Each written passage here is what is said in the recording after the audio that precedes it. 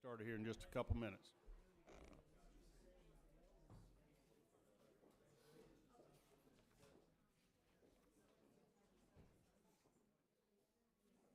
A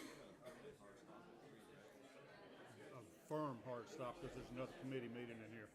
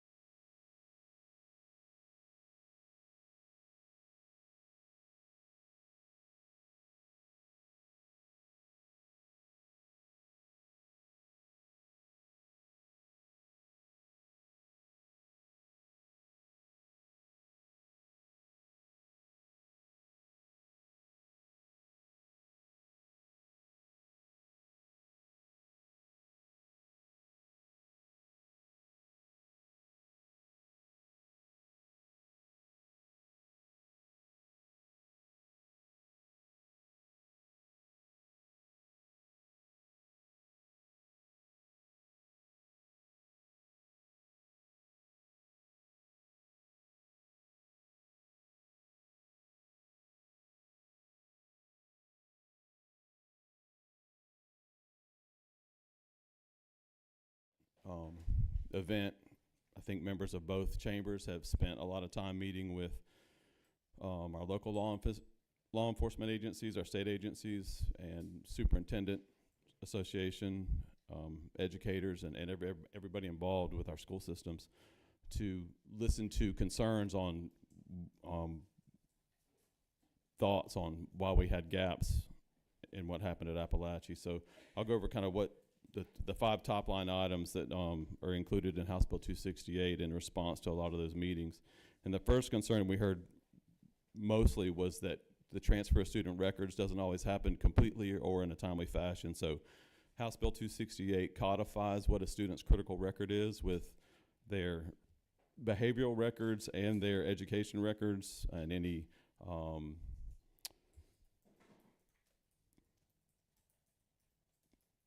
records that involve disciplinary actions, suspensions, things like that. So all that is required to be transferred within 5 days. And then secondly, this bill also creates a qualified behavioral health coordinator position, and then it also has grants associated with that so that systems based on their population can have the behavioral health coordinators to help assist with behavioral health inside the school.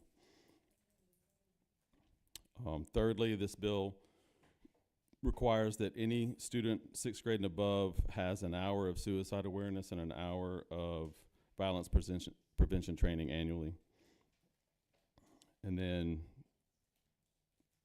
it also increases the penalties for terroristic threat. So if there's a terroristic threat made toward a school or anyone that could potentially be out of school, that rises the level of felony.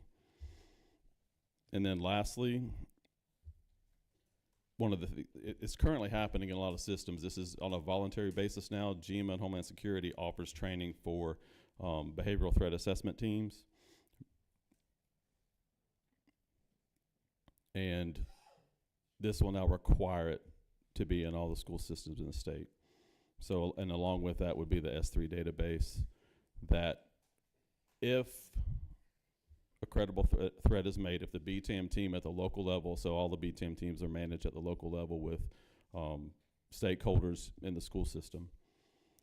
So if the threat rises to a level that is felt necessary, there'll be a record in S3 so until that case is closed or worked through, depending on the severity as to what responses or interventions the school system, the local level, the BTAM teams function under. And you've got this one pager from GMA on BTAM. I just want to run through that real quickly. There's two kind of charts on there that talk about identifying a situation or a subject of concern, and then the inquiry, investigation, and gathering information phase, and then assess all that information, and then manage the situation or mitigate the harm based on the information they receive. So it's a very systematic approach, and then the responses are tiered based on the level of the threat. And you can see some of the misconceptions down there too, talking about a BTAM is not a zero tolerance leading to overly punitive or intensive interventions. It's not a criminal investigation or a conviction, and it's not profiling based on traits or characteristics, and it's not violence prediction. It's just a system and a protocol to identify and assess threats and then work through those with the local teams based on the severity of the threat. Do you know how long we've been doing this? I mean, is this newly created, or is it something that GMA's been training on for some period of time? I don't know the exact length of time. GMA could answer that when they come up. Okay.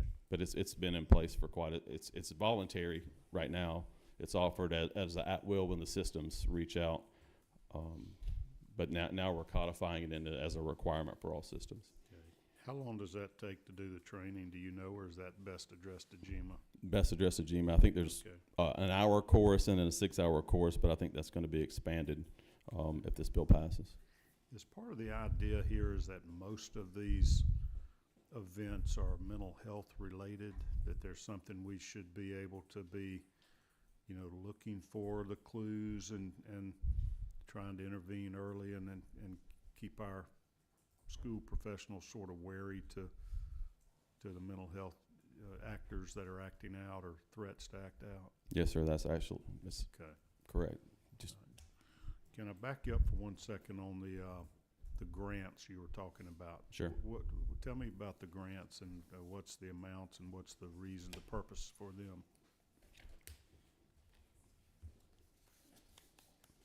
Because I like the idea when we're imposing, requirements or mandates, so to speak, that we also help fund those so they're not unfunded. I wasn't sure exactly how much flexibility you had in your grants and what the sort of the volume and the amount of those were going to be, so educate us a little bit. sure. About that. Obviously subject to appropriations. I don't have the exact number on the grants yet, but as far as what the grant would allow, it'd be tiered based on population. So fewer than 18,000 students would receive or be able to have funding for one behavioral health coordinator. If they're 18 to 36,000, 2, and then 36,000 students or above would be 3. So that's basically the thresholds that the state would fund for the salaries and benefits for those, and obviously the school system could fund more than that. That'd be just the minimum that the state would fund. That's the main purpose of the grant, is for personnel. Correct. And we're referring to that as a behavioral health coordinator. Yes, sir. Each school going to have one of those? I mean, or is this just high schools? Or I think it'd be based on system need, size, whether, one system could probably, like a small system in South Georgia, could probably have one at the board office level. Systems like Gwinnett or Cobb may need one in every school at some point. So it's basically, this is what the state will fund or put to, and then if you feel the need for more, then obviously that system can do that.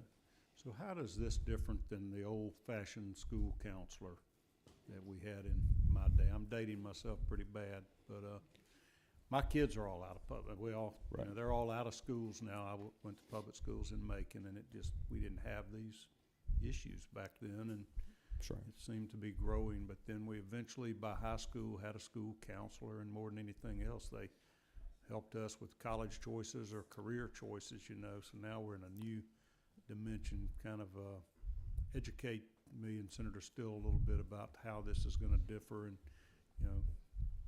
what kind of training this individual will need. Sure. So I think you hit that on the head. The counselors are typically helping you get through your coursework, making sure that your plans for the future, that your coursework is aligning with that.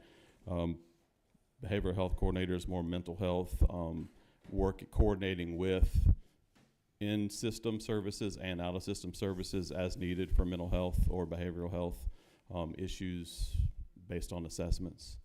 Okay. Senator Steele, you got questions? All right, you're recognized. Thank you, Mr. Chairman. Good to see you, Representative. I've got a couple of questions, and I know a lot of folks here in the audience probably have similar questions, so maybe this can alleviate some of the questions that folks are going to ask later. Sure. One of the things that I've heard come out frequently, and I've got a lot of emails printed out sitting here on my desk in case anybody wants to see quite how many my office has received. But the question is on Big Brother surveillance on our children. Yes, sir. And this bill is a large expansion of that database tracking and what that means. Can you clear up some of the misconceptions about that? So the S3 database is going to be like a clearinghouse for those threats. So not every student's going to have a record in that database. It's just if there's an actual credible threat that the system and law enforcement need to track to keep an eye on. So as they're working through their behavioral management plan that the BTM teams put together based on the severity of the threat, only the ones that are serious, credible threats that have a record in there. And that's so, like in the case of Appalachia, if that student transfers in the middle of that management plan, that there would be a way for that system, they see their student record and there's a lot of concerns in there, they could check with the S3 database to get a bigger or better understanding of what's going on with that student. Do parents then have the ability to review that? Does this take away parental rights to be able to protect their children's data privacy? It does not in any way. Same with their student records, S3 database record, they both have the ability to request to review those records. And there's the RESAs will have a compliance officer that would review and assist with any kind of rectification of those records. Does this bill criminalize free speech of students? Can they face felony charges if they say something online or on a bus or in a classroom? How is that perceived?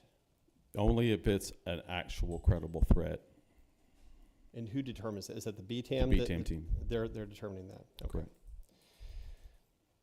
Is the BTM team funded by state and local dollars, federal dollars, or some mix? It'd be a mix. Okay, got it.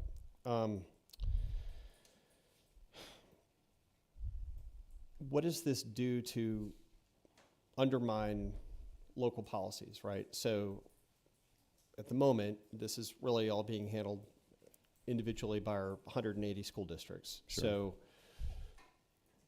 is GMA going to become this large expansion of state government to be able to manage and oversee this, and what does that look like? No, I think it'll be minimal addition to GMA. This is just setting the framework and allowing GMA to continue to provide the training and framework of how these teams work. But this is all driven by the local school system. We've got Cobb County, Oconee County, I can't remember all the rest, but we have at least 8 or 9 systems now that are operating these BTM teams, and they're all designed based on their need and what they have going on in their school system, and it would still do this. So in the bill, it's required that they integrate their protocols and their BTM teams into their school safety plans that we already require. So this is going to be just a behavioral assessment component of the school safety plan. Okay. So How long is this data being kept? How long are these records being tracked? We'll have to defer to Jima on that. I don't think Okay. we've got an actual solid number. Okay, I've heard different numbers floating around, Sure. and I think a lot of folks are concerned about that. Final question, if I could, Mr. Chairman. And I know this is not in your bill. You said it earlier, but I think for the sake of everyone here, we need to reiterate that. What is the price tag in your bill for this database and the cost of implementation and running it? I'm not sure the exact number, but it's obviously subject to appropriations, but I don't think we can put a price tag on a child's life. Okay. That's a good point. I think we're just trying to clarify. So you've not specified in this bill what the cost is going to be. We have to appropriate for it. Do you know when we would be getting estimates on that? The bill passes, I'm assuming Jim would put out RFPs fairly quickly. Got it. Okay. Thank you. Okay. All right, I'll let you continue with your presentation. I just had to make sure I was on the right track. Oh, I And was if good. You hit the caught me high right at the points- end. You Okay. good? All right, so I've sort of done my little legal brain analysis of the bill, trying to break it into segments, and it seems to me that there's an awful lot of it that's common sense, some that's being done already, Yes, sir. but it sort of focuses these schools on behavioral health is the term that we're using. I mean, it's still mental health in my book, but it's basically mental health issues where folks act out Yes, sir. with dangerous behaviors. Educate me just a little bit more about the reporting requirements, because I was impressed with the anonymous threat reports available 24/7. Sure. That's something that every time I read a news story about a mass shooting in a school anywhere in this country, there's a mental health component. There is poor parental supervision. There's almost always warning signs, whether it's on social media or, overt threats made by the kid, because when people look back, they always say, yep, Right. we were worried about that kid, or he disappeared. We hadn't seen him 30 days and now he's back wreaking havoc or Right. whatever. So tell me about the reporting, because I like that aspect, that it helps encourage us to get that information to folks that need to know it before the bad actions begin. Tell me how your bill addresses So that. as far as like the anonymous reporting, Yeah. so that would and several systems, but we have the GBI, see something, send something. We've got that operating now, and several systems are using several different platforms right now. But the thought process is, you get an anonymous threat in, and then it's reviewed, and whether it's deemed credible or not, then it moves forward through the either local law enforcement or BTAM team process. But I think we got an email a few weeks back just as kind of a check-in with GBI. They had like 3 threats, I think over a 24-hour period maybe, and 2 were deemed not credible, and 1 actually resulted in an arrest. So just kind of expanding on that and making sure that every system has something in place where they can get those threats as quickly as possible so they can respond to them.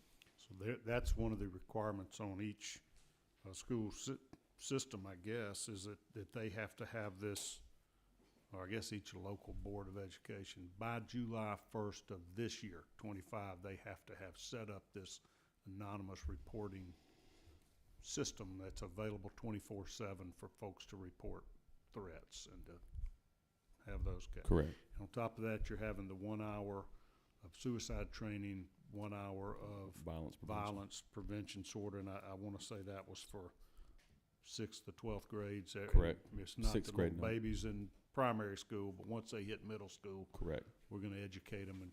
Okay, is suicide a big problem now in our schools? I think the thought of it is. Okay, so we're hoping to intervene and sort of defuse these situations at a young age. The other thing I was impressed with in your bill was the school safety plans. Go in a little more detail, what's required of the schools as far as school safety plans. I understand that's another mandate of this. Right, so currently, I believe in 23, we passed that bill requiring school safety plans for all systems, and this is just going to expand on that or add the behavioral health component to be required to be included in that safety plan. And this is what GMA is helping the schools develop these plans? Correct. Does that get back to the ingress and egress from the building, whether the doors are Correct. locked or not, and all those type of Yeah, things? site, the physical site assessment, whether you've got vulnerabilities or potential vulnerabilities, and where those would be to address those. We have heard discussions around the Capitol about school mapping, where it's made available to law enforcement the schematics, so to speak, the floor Right. plan of the buildings and where the ingress and egress are, so that's instant. Somebody's responding, they're gonna know if you say, we got a problem in the library or in the lunchroom, they're gonna know how you get to it from it. Is that involved in a school safety plan? Yeah, I don't know exactly what the requirements are now. I know some schools have those plans in Knox boxes on site, and some of them have them at the system level. I know Senator Anna Vitarte's bill, Ricky and Alyssa's law, specifically addresses that along with the Centegics or immediate alert badges. So all of this is a multi-layered approach, making sure that we're addressing site conditions, mental health conditions, doing everything we can to make sure that we catch issues as soon as possible so we don't have another incident like this. All right. And what I'm getting emails on, the only part I'm getting on the emails about is the database. Correct. Yeah, so I think I'm particularly interested to hear the public's thoughts on that and GMA's when we get to them. I have a great engaged list here. I can tell that looks like almost equally for and against. Well, maybe it looks like more for. I'm going to call some people out of order because I want to kind of hear some different viewpoints, and most of you have been kind enough to identify what group you might be with. When I call you up, if you would sit right next to a representative person, you're there, and in that witness chair, and Holt, you can stay there if you'd like to, or you can go wherever you're comfortable. I want to call Representative Rick Townsend first. Rick's a friend of mine, but he has a unique perspective of having served in education, and you'll have to tell us what all. I know you were a principal of a school at one time and things. Tell us a little bit about your background in education, then your service in the State House, and share your thoughts with us on the bill. Yes, sir. Thank you for allowing me to be here and speak for the bill. First, I was a teacher, coach, principal, Career Academy CEO for 10 years down in Brunswick. I think that's where most people know me as in Brunswick, Georgia. Then I retired as superintendent up in Pickens County, up in the mountains. And when that ended, we decided to move back to the beach, and I'm fortunate enough to represent St. Simons, Brunswick, and Sea Island and Blythe Island down on the coast. This is my third year, and I can tell you all parts of my educational career was enjoyed and valuable and effective in different ways, and just getting the parents involved, getting the students engaged, school improvement, safety. It's all important, and the most important part of anything we do and anything we talk about here is really parent involvement. And but I loved my career. Still, people. I see myself as a teacher, and at the end of the day, when you go into teaching, it's about giving back, and you want to make the kids really grow and prosper, and that's your job as you move through the ranks, whether you stay a teacher and really flourish there, or you go into admin like I did. And so enjoyable, and I loved it. Stayed in the 30 years. During that 30 years, did you notice a tremendous increase in threats and violence and mental health issues in schools? I did. I guess the first time that ever happened to me, when I was a assistant principal at Jefferson High School, we had a report after school that we had a gunman on campus. And this guy was carrying a rifle, a young man was carrying a rifle on the side road that led up between the high school and the middle school. So we had to go to immediate lockdown. The school resource officer had already left campus, and so we had to call them back onto campus, call the police, call 911. And I had to go in the hallways to make sure, because it was basketball, wrestling time, cheerleaders were out there, clubs were meeting.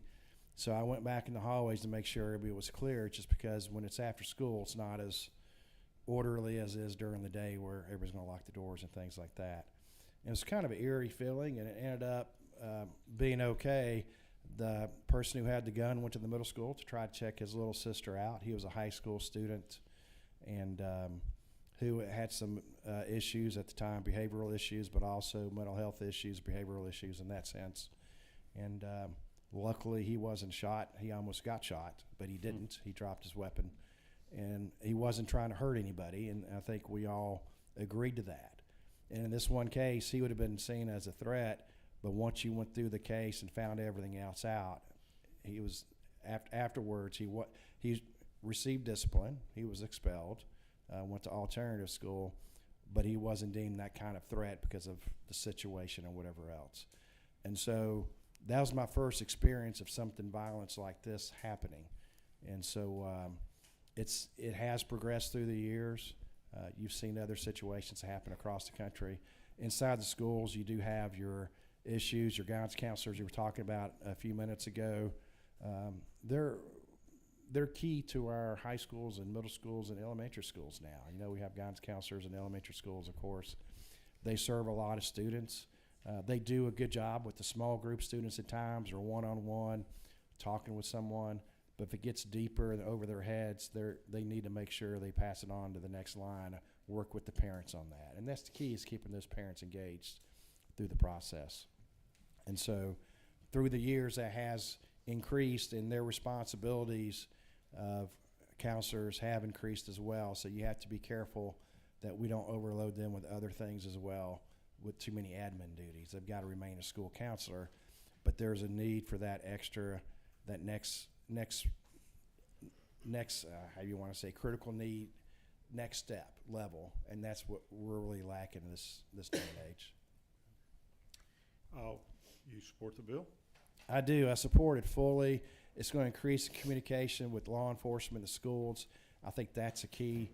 I think you got to have that key communication. I've been part of it where, it's critical for agencies and school systems to talk people at the schools. I had a good relationship in the places I were at with law enforcement. So if something happened in the neighborhoods, I was able to find out what's going on. But that's not always the case. Sometimes your law enforcement or schools won't really play in the same sandbox, and they should. They have to.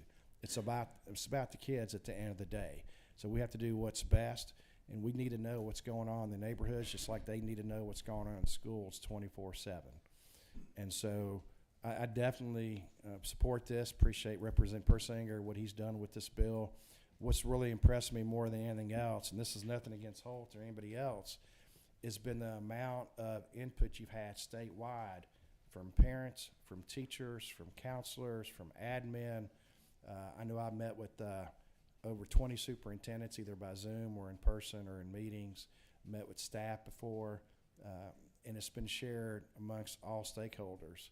And that's one of the things that really stands out with this bill, unlike many others, that they haven't gotten the input at that teacher level. I don't know how many people in here have a teacher in the family, but ask them how often do they really get input for change, for positive change for students, besides at the classroom level. And that's where we need to involve those teachers more, those counselors more. And I think in this process that's happened so far, because of what Representative Persinger and others have done, that's really happened in this bill. Right. Senator Steele, you're recognized for questions. Thank you, Representative Townsend. Two-part question. Yes, sir.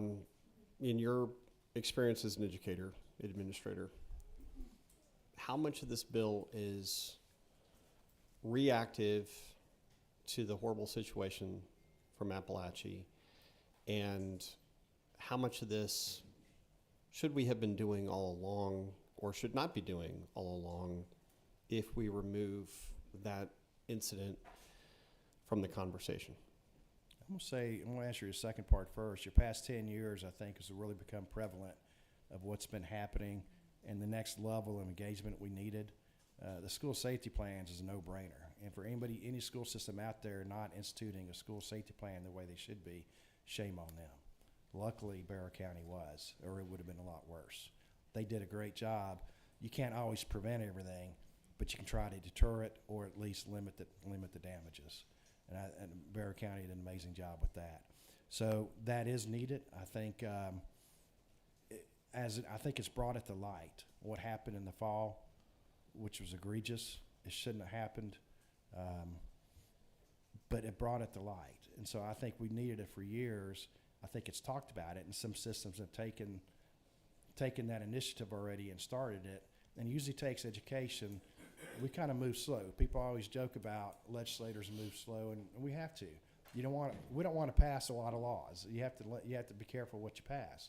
Sometimes it's important to kill a bill, but in education, including myself at times, I had to catch myself. Sometimes we move too slow, and in this case, I think it brought a situation to light that we can improve communication. The database, we've already got an infinite campus that's there. And that we've been keeping data forever on kids. It went from paper to to Their school records, so to speak. School records. Yeah, that's been around over 20 years. Nothing new there. So, but we got to make sure we keep those records tight and keep it on a need to know. I think that's important. I think that's the question that you're asking. I thought was a good question. Is can we make sure we keep that on that limited basis to that only whoever works with that student's really engaged in what's happening right there at that time. And that's critical. And that's the way it is for other disciplinary actions, and that's the way it'd be in this case as well. And so I think it's just come to light more. It's been needed. I think people have seen that, and some people have jumped on it, and now I think the rest of the state's kind of catching up to what happened. Final question, Go if right I ahead. could, Jeremy. Putting your administrator hat back on. This is going to create a lot of extra steps, a lot of extra processes and work for local school systems, specifically each individual school. And whether we like to admit it or not, we have some schools in the state with a lot of resources, and a lot of them are struggling just to even keep teachers in the classroom. Is this going to create a hardship on that? I don't think so. I've talked to specifically twice local superintendents and some practitioners in Southeast Georgia. And in Southeast Georgia, you have many rural school systems, and many of those get the equalization grant, which means they're a poorer school system. Those superintendents have told me personally, yes, we need this. They were part of this decision-making process, and yes, they can handle this process, what's going on. Some of this is already happening within the schools as it is. It would just be extra responsibilities or deciding how you want to use your funds. Anytime you have school funding, you have to prioritize your needs, and that's most important. Anytime I've gotten to school off a needs improvement list twice, and reason part of it was you listen to your teachers first, get your parents engaged, but you target your critical needs, and that's where you put your money at, and that's where you put your resources at, and that's where you tackle that problem. And I think now we're targeting literacy, we're targeting school safety. What better places is there for our educational dollars to go? Well, I think I can speak for most of the state, is that parents want their kids to be safe when they drop them off at that school. They don't want to be worried all day about, is my kid going to be okay when I get there to pick them up? So that's got to happen. Is there anything particular in this bill that you see would have prevented the Appalachia situation? Is there something that, had this bill been passed a year ago, would have prevented that from, in your perspective? To me, there's nothing 100% ever you can say. There's always a crazy person out there, or a person that's in a mental health crisis that would do something like this. Depends how you want to word it. But overall, I think the communication between law enforcement and the schools, we saw the breakdown that happened between the county sheriff's department and the city school system at the time. And I've worked in both systems. I've worked in Barrow, started my teaching career there, and went to Jefferson after that. So I understand that area pretty well. But there's a breakdown in communication. That can't happen.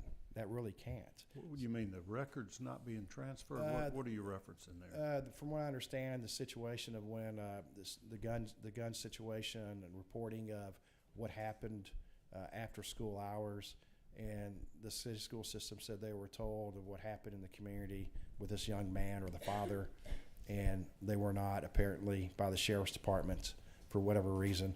So it's kind of what the sheriff's department said and what the city school system said. And so when the kid transferred to Barrow County, and this is secondhand, I wasn't in either system, so I can't speak to it directly. But that information was not passed along to Barrow for them to know what's going on with this young man or what's happening in his household or with him at the time. So that's part of the communication piece I think this bill really cleans up and solidifies. And then getting the extra support at the school level, what we talked about with the behavioral health, that's critical. I mean, that's key right there, finding out, getting those kids help at the time they need it, deciding where their best placement is at the time, working with the parents. Notice I said working with the parents, not against the parents. That's the key. And this process keeps the parents engaged and involved. And if everybody tells you ever want to keep out a parent, shame on them. Something's wrong. You always have to include the parents and include those practitioners at the classroom level and the guidance counselor level. And I think we're doing that here with this bill. Okay. I'm going to thank you, Thank you. Representative. I appreciate you taking the time. Those sort of watching at home or in the audience, it is not common for representatives or senators that are not the sponsor of a bill to go testify in the other body supporting a bill. But you had a particular unique background that I wanted to hear from you, and I appreciate you taking the time to be with us. Yes, I sir. also have Representative Marianne Santos, who has signed up to be heard. And if I'm reading this right, you are against the bill. Yes. And so I'm giving a little point and counterpoint to show there are some people in the State House that did not vote for the school safety bill. If you would, please share your thoughts, in particular, if there's any, tell us who you are, where you're from, and what's your district, and why you oppose this bill. Yes, Senator. Thank you for having me today. My name is Marianne Santos. I'm representative for District 117 out in Henry County, Georgia.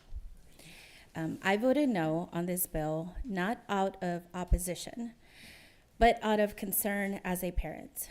I want to first express my appreciation for this legislative body who serves our great state. I support the majority of this bill, but I must mention my reservations for consideration. I want to share a personal story. During the pandemic, my 5th grader was suspended for not responding to the teacher during remote learning. In tears, when I came home, my son explained that there was no sound, and we later discovered that the audio settings were the issue, and it was a complete misunderstanding. Aware of my work in the legal justice field, my child asked, "Is this going on my criminal record?" I reassured my child, hugged my baby, and said, "No, this is not going on your criminal record." While I am supportive of the mental health aspects of this bill, I want to voice my concerns on behalf of myself and other parents. While I appreciate the bill, I hope there is caution regarding law enforcement's access to this information. For example, can law enforcement create their own database from it? I am concerned about making a permanent record that could be treated similarly to a criminal history, which could have long-lasting consequences for children. School safety records, I believe, should have the same level of confidentiality as other school records, ensuring that children's privacy is protected.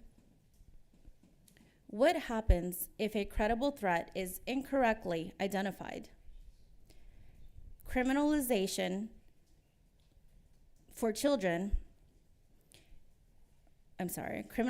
children for threats or behaviors born out of fear, stress, or misunderstanding, I don't believe is the answer. Children who are well-intentioned shouldn't face consequences for misunderstandings or be mistakenly labeled as dangerous. It is my hope that we ensure safeguards are in place to prevent unjust, punitive action over supportive interventions and protect against the school-to-prison pipeline, all while maintaining a balance between safety, local control, and protecting our children's futures. Thank you. Senator Steele, you're recognized for questions. Thank you, Chairman. Representative, thanks for testifying. A lot of what you described as concerns, we did hear the bill sponsor and Representative Townsend from his background speak directly to those issues. If they can, I guess with the help of GMA, be able to walk through those concerns with you? Does that move you to a yes, or are you going to stay in a no column? What's going to get you to a point of answering those questions specifically? I would love to have that conversation. I believe that there is great intention behind this bill, but again, because I have experience working in the courts, I have witnessed children come through there. Mind you, I don't know the factors of every case, but it's difficult for me to see a child that I think, could we have prevented this child from being in the courtroom? Could we have led a different pathway? And so my concern is, instead of placing them in a pathway that may lead to arresting officer, seeing all of this information, creating a conclusion that, oh, well, this child must be a threat based on the school criminal history. Sorry, I can't think of a better word. So that's just my concern. But to your point, I would appreciate that conversation. I think that there has been great thought put into this bill, and I know that there were changes, so I appreciate that.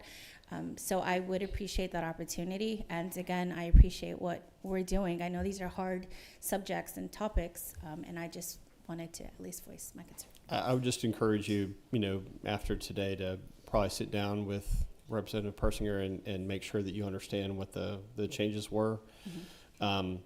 I don't think anybody in this room or listening online would think that they want to unfairly target children on this. I think we're just trying to make our schools safer. So it starts at home, it migrates to the school, and then it ends up in a court sometimes. But that's, just trying to, get all that together into one place is critical. In the county you represent, just as an example to that, there's, unfortunately, kids are going to end up in the court system. They do in every county in our state. So I don't think this bill speaks to those issues. A lot of this is going to be preventative as well. So what preventative measures, you expressed your concerns, what's the solution? So I'm hoping to get that with GMA and hear what possibly I may have missed. I think that if a child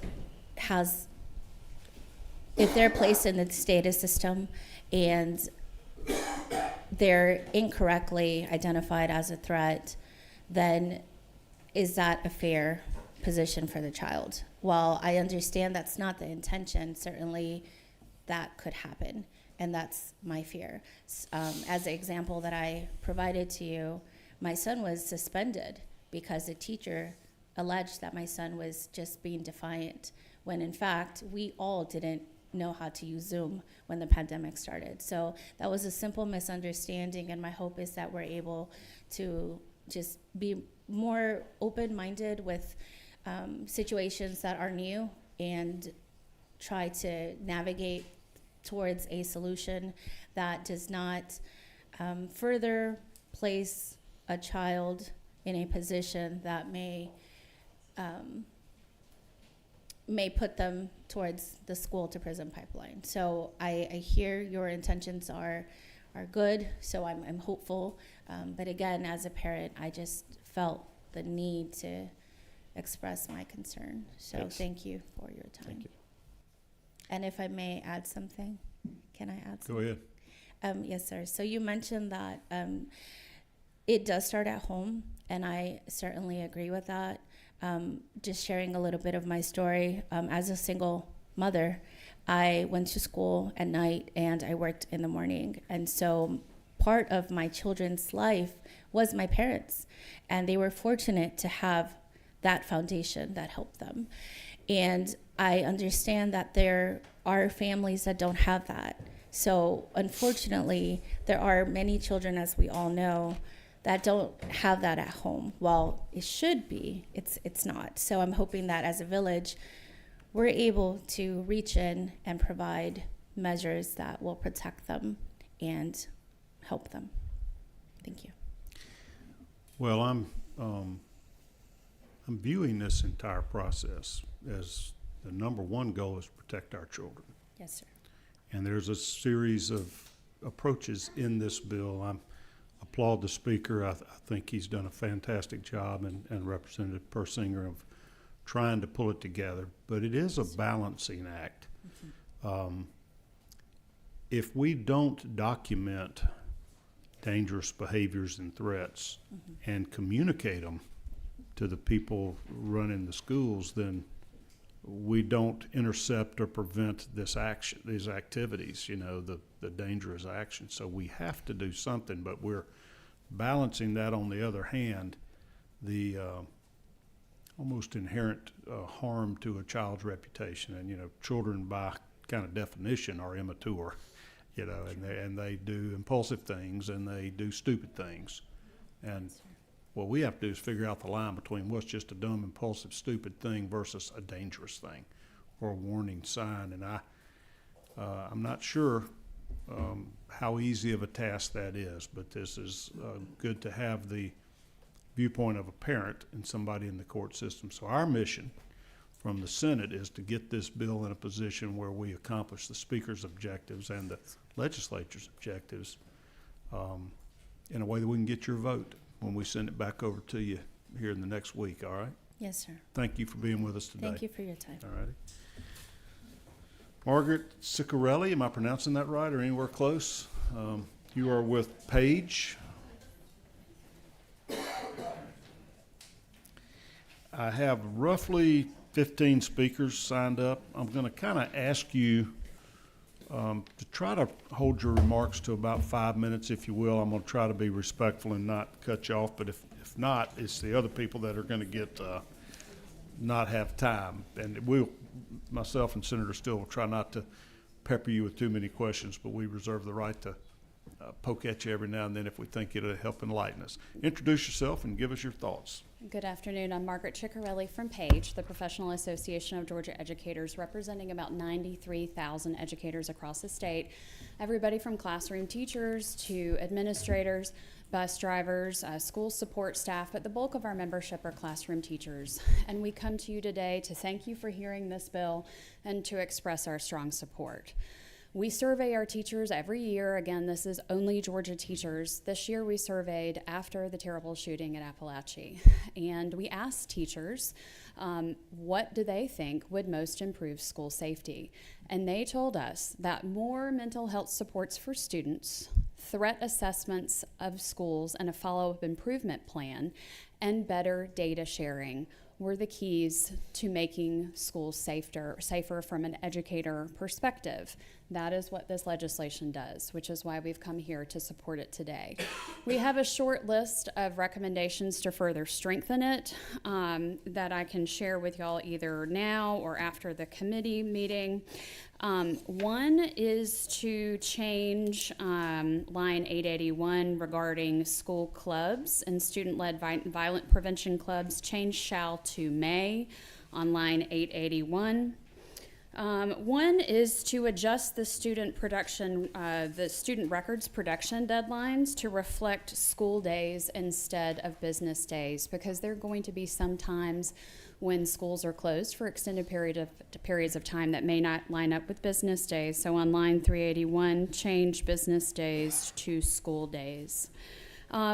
We heard with interest the very thoughtful opinions that folks have expressed today and in recent days about the S3 database. We hear you. From an employee standpoint, we'd like to see intentionality added to the violation of that, the penalty for educators, adding in the lines 1347 to 1349 an intentionality requirement for the punishment of sharing of that important student data that has been referenced by multiple speakers. Also, findings from any safety plan or risk assessment audit trying to balance public accountability for those findings, but also ensuring that findings from safety plan or threat assessment audits not be shared publicly in school board meetings. They could be referenced publicly, but not too much with not with too much specificity to jeopardize the school safety plan. So on lines 1388 through 1392, adding an allowance for discussion of assessment findings in executive session.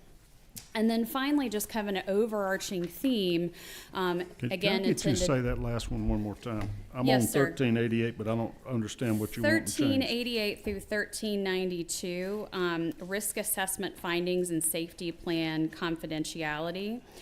Safety plans are confidential for a reason. These documents cannot be discussed in a potential forum. But lines 1588 through 1590, oh, I'm sorry, I slided the wrong lines. 1588 through 1594 provide the information the public might want to know about school. Oh, I'm sorry, those lines, 1588 through 1594, have the publicly available information. And we feel that 1388 through 1392, which also has a public disclosure requirement, that happen in executive session rather than an open board meeting. And I can certainly provide you these line numbers in this document when we conclude. Now, I got it right now, and we have another meeting after this, so it's now or never. Yes, sir. So when you're putting in here, you're saying when they receive the findings at a publicly noticed Board of Right. Education meeting, you just want that to be executive session? Well, What's the or a point there? balance, right?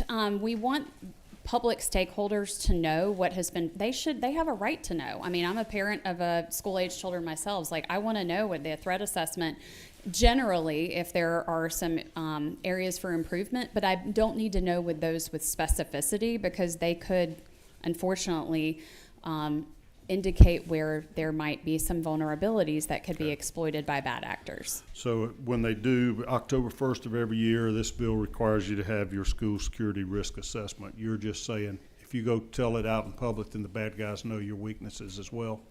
Do It's that a in balance. executive? Yes, Okay. sir, and that is what we're concerned about. And finally, other requirements about locked doors, unauthorized access, which is something that our educators strongly support, but making sure that we are asking for the safety plans to articulate door policies rather than blatantly stating those in code.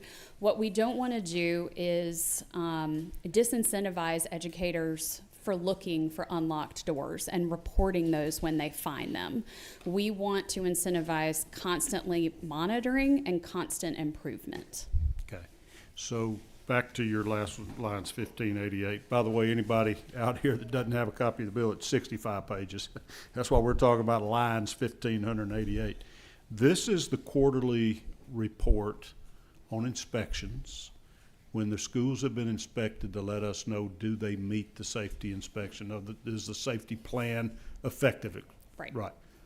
Seems to me parents ought to know that, and how are they gonna know if that's not described? I mean, this is intended to be said at a public board education meeting.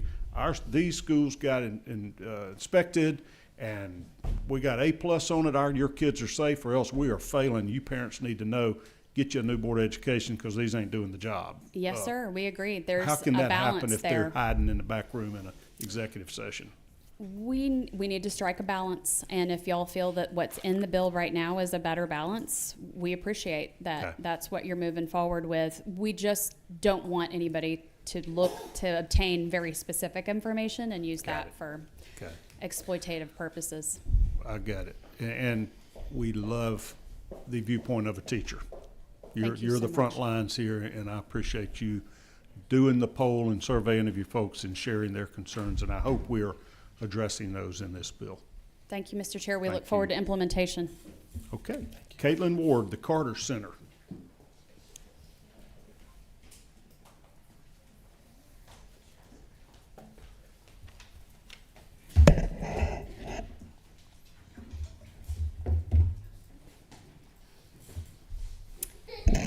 Good afternoon, Mr. Chairman and committee members. My name is Caitlin Ward, and I represent the Carter Center's mental health programs. At the Carter Center, we have prioritized school-based behavioral health by creating a collaborative consisting of Georgia Appleseed, Voices for Georgia's Children, and Resilient Georgia. Within this collaborative, we map availability of school-based behavioral health, including mental health promotion, early intervention, and we service early intervention and services, and we research, develop, compile, and distribute tools for those wanting to implement evidence-based behavioral health programs in Georgia schools. Today I'm here to support HB 268. We believe this piece of legislation is a great start to providing greater access to mental health services in schools. My only comments today on the bill is to speak about the financial aspects of this legislation. We just want to make sure that as we continue through this budgeting process, that there will be guaranteed funding for the behavioral health coordinator positions. And as we have concerns that if the role is not funded, it will be absorbed by other staff members who may not have the bandwidth or qualifications to do said work. This bill is really great, but if we don't fund it, it will do nothing and cause a greater burden in our school systems. Thank you so much. Appreciate you keeping it brief, but hey, we got a $16 billion surplus, so this is certainly the best place I can think of to spend it. I'm not being joking about this. The bill requires the behavioral health approach, but it also gives the grants to fund it. So there is no unfunded mandate, and it's our job as a legislature to appropriate those funds, and we'll do it. Megan, is it Gordon or Carden? I can't read your writing. Care, Georgia. God, I love all these ladies have their little laptops with them, ready to roll.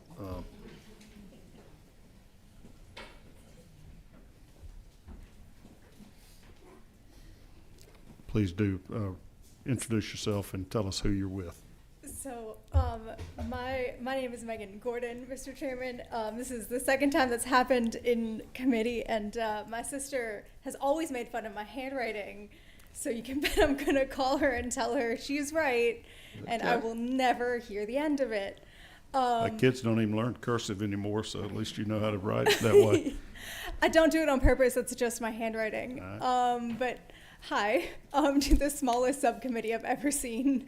I don't mean to minimize you. Just a weird. We pack a lot of punch for a small. You sure do, sure do. Right. Anyway, my name is Megan Gordon. I'm the policy director at the Georgia chapter of the Council on American Islamic Relations. We're a Muslim civil rights organization, and we provide legal support, free legal support to Muslims who are being discriminated against because of their faith. And we end up doing a shocking amount of intervention in schools. So parents call us when their kids are being disciplined and they need help. So that's why I'm here. We have three primary concerns around this bill: the S3 database, a lack of language access, and the terroristic threats provision. Kids make mistakes and then they learn better, right? That's part of growing up. One of our biggest concerns about the S3 database is that there's no process for removal. Parents can see the records, but they can't appeal if there's something in there that seems incorrect to them. And also, kids don't roll off as they grow up. If a 5th grader makes a mistake, they're on it as a 12th grader. They're labeled a threat forever, right? We need a way for kids to roll off if they have a clean record over a certain amount of time. We suggest 3 years, or I assume they're removed upon graduation, but that's not actually specified in the bill. So please add that. I'd like to tell you about one of our cases that illustrates our two other concerns. I'm gonna give a fake name to this kid for obvious legal reasons. Tom was new to this country. He and his family had literally just moved here from Bangladesh, and he enrolled in 8th grade. He's 14. He was bullied immediately upon arriving. After being here for less than 3 weeks, one of his bullies approaches him at lunch and asks if he had a gun. Tom barely spoke any English, and I mean barely spoke any English. So he's confused by the question, but he says yes. when his parents asked him later, he said that he thought if he agreed, this kid would start being nice to him. But he doesn't even fully understand the question being asked. He just kind of smiles and nods, right? This bully then immediately goes to the teacher and says that Tom had a gun and threatened to bring it to school. So he's taken to a meeting where he's questioned by 3 police officers without his parents present. And then by the time his parents are called to a meeting with the principal, they're told that Tom is being taken to the police station and is being like fingerprinted and fully booked. Again, this child is like 14. He doesn't speak English. He doesn't know what's going on. They've been in the country for like 3 weeks. He doesn't even know what he actually like said or was said to him. But he is suspended for a couple of weeks for like threatening to bring a gun to school. He gets back to school, and like across the classroom, someone's like, "Hey, where have you been?" Right? Again, he doesn't fully know how to communicate this, and also, they're like a couple of chairs apart, so he like makes a gun gesture with his fingers, trying to communicate like that's why he got in trouble, right? So this same bully sees it and goes and tells on him, and he gets in trouble again. And he was almost prosecuted for making terroristic threats to shoot up the school. The only reason he wasn't prosecuted for this is because our legal team got involved, and we managed to like convince the prosecutors that he did not understand what he was saying and doing. He did not have any criminal intent here. But as such, like, he was still suspended for the rest of the school year, sort of in exchange for them dropping their threats. So the 2 issues this illustrates. One, we need language access in the threat assessment and management process. Because if he had gone through this new process, he's not going to understand. And no one's going to be able to speak to him. He speaks Bangla. So there's not likely to be anyone on hand in the school who can translate. We have to have a built-in system so that there's like a translation infrastructure that they can summon so that someone can actually like properly assess him and his intent. So the Representative Persinger, let me make sure I understand the criminal aspects of this. Sure. What you've done is increased from a misdemeanor to a felony specific terroristic threats. And as I read the bill, those are threats of death or serious injury to an individual or a group of individuals likely to be within a school. Correct. It's very narrow. You're threatening to kill people or seriously harm people at a school. And this takes that from a misdemeanor to a felony. And it adds a parent who intentionally advises, counsels, or aids and abets their child in making those kind of threats. Okay. Correct. So your problems are what? I mean, you think we should allow that behavior, or just be careful that we get it right if we accuse that behavior? So And that's what that's the gist of the whole reason we have a bill, is people are harming children and threatening to harm children. And if they do it, by God, we better stop them before they do it. And this is how you do it. It also requires them to be taken out of the school, right? And they can still learn remotely, but we're not going to have people in our schools threatening to kill the other children or harm them, right? I hear you. And your system worked because lawyers intervened and proved that that child from Bangladesh was not really doing that. He was misunderstood. I do. Okay. If he had really done it, would you have a problem with this bill? No. Okay. My problem is that there's nothing in like this bill as written to protect kids like him. Gotcha. Because not everyone Okay. is going to know to call us. Not everyone is going to have access to like free lawyers who can intervene the way we did. Okay. So I'd like to see protections in the bill for students who don't speak English, who are intellectually disabled, who would be in similar situations where they don't Okay. understand what they're saying. Because Got it. I understand how that it is narrowly written, but like tell that to the same prosecutor who came Gotcha. after Tom, All right? I'll Like, keep that in mind as we perfect the bill. Thank you for being with us. So y'all heard an example. I'll go ahead and call up my next one. This is a fun one. Thomas Weaver, you with us, Thomas? Come on up.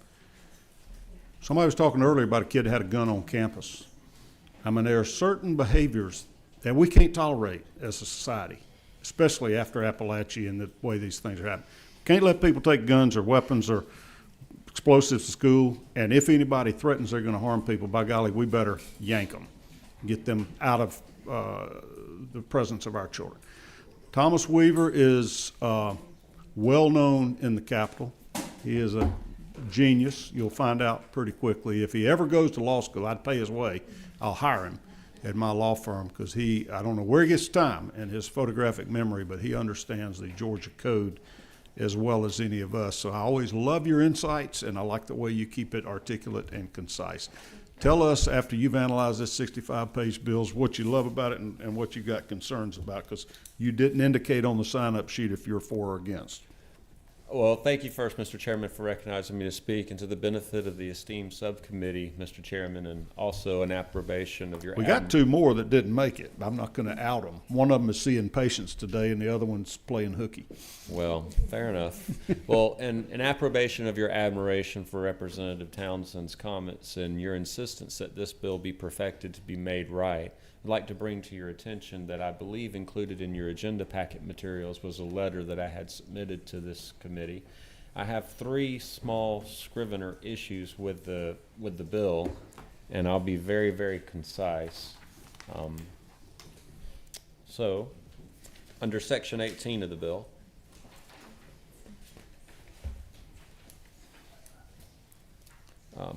I've always had a concern with this code section, this existing law today. It's very broad, and it's applicable to all manner of persons, whether they're adults or students. The gist of the bill, and also as you can see from the underlined added language on page 41, the intent of it is to inscribe a criminal penalty for students. And I'm just concerned that maybe it's a little bit too broad, and this is also going to echo my sentiment in my next concern, and I would just ask this committee. So this is the terroristic threats section, right? Well, no, this is disrupting the operation of a public school, Section Okay. 18. Got it. And on lines 1034, where it says person, I would just ask this honorable subcommittee if it would be willing to consider inserting in lieu of the word person, the word student. And then likewise on 1036, where it says an individual, make that say a student. And then I'm going to echo that sentiment a little bit further in the bill under the new subpart that seeks to create the Office of Safe Schools on lines 1172 and 1173. It proscribes for the legislative intent to create or procreate a new definition of individual of concern. Individual of concern means an individual whose behavior. I would ask that second individual just be made to say student instead of individual, because the S3 database is for students. And I think that individual might be just a little bit broad. And in fact, if you read that new part all the way through towards the end of the bill, what it does is it constantly, under the S3 database, it constantly references students. So I would just ask, and that way it just clarifies that this bill is speaking to students and not other persons. Back to the disruption.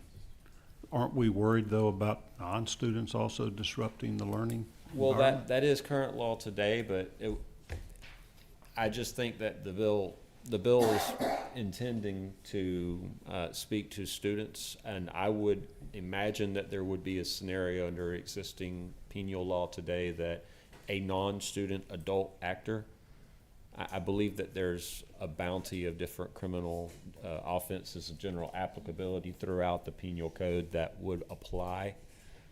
That specific subpart that under the disrupting the operation of the school, that goes around the school tribunals and different things is where it speaks to there, and all that's for students. That's not anything to do with adults. The third part of my letter, this is referencing some of the sentiment that you've already heard and that you'll probably hear some more of.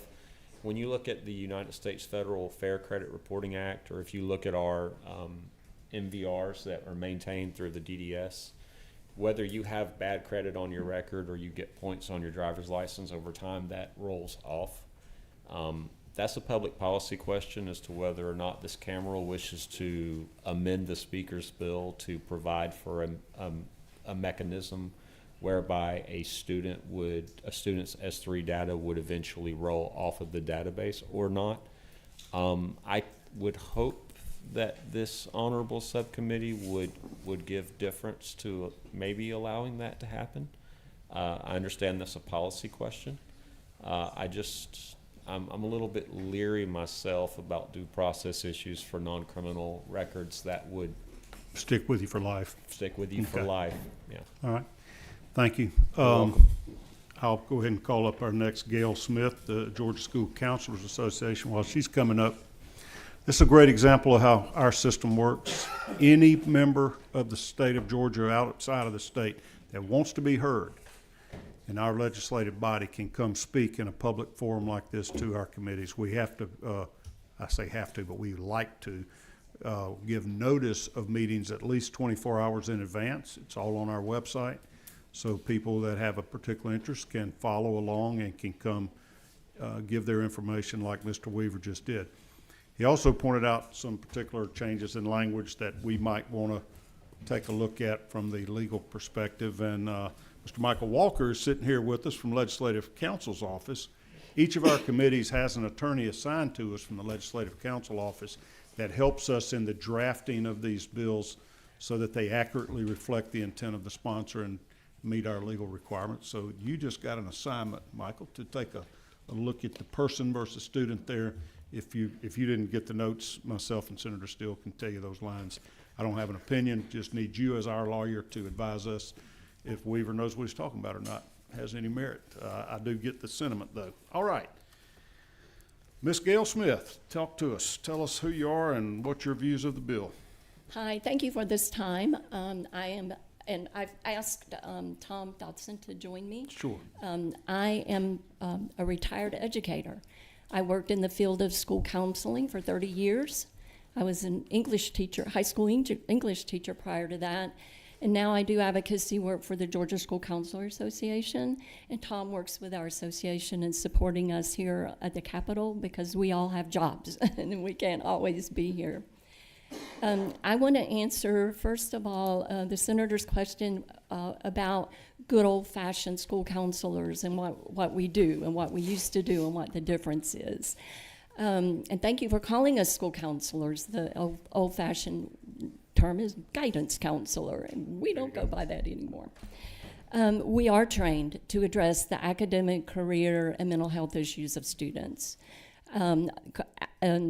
Counseling prep programs are accredited by the Council for the Accreditation of Counseling and Related Educational Programs. And within that, we have to take mental health classes. So there should be a balance, even though when you walk through, especially a high school, what you might be seeing is the counselor advising students, talking to them about course placement or whatever. We also focus on prevention work. And we love that this bill, and we support this bill. I just want to go out there and say that. We love that this bill includes the prevention pieces of encouraging PBIS, talking about RTI, or multi-tiered system of support, with youth violence training and suicide prevention training.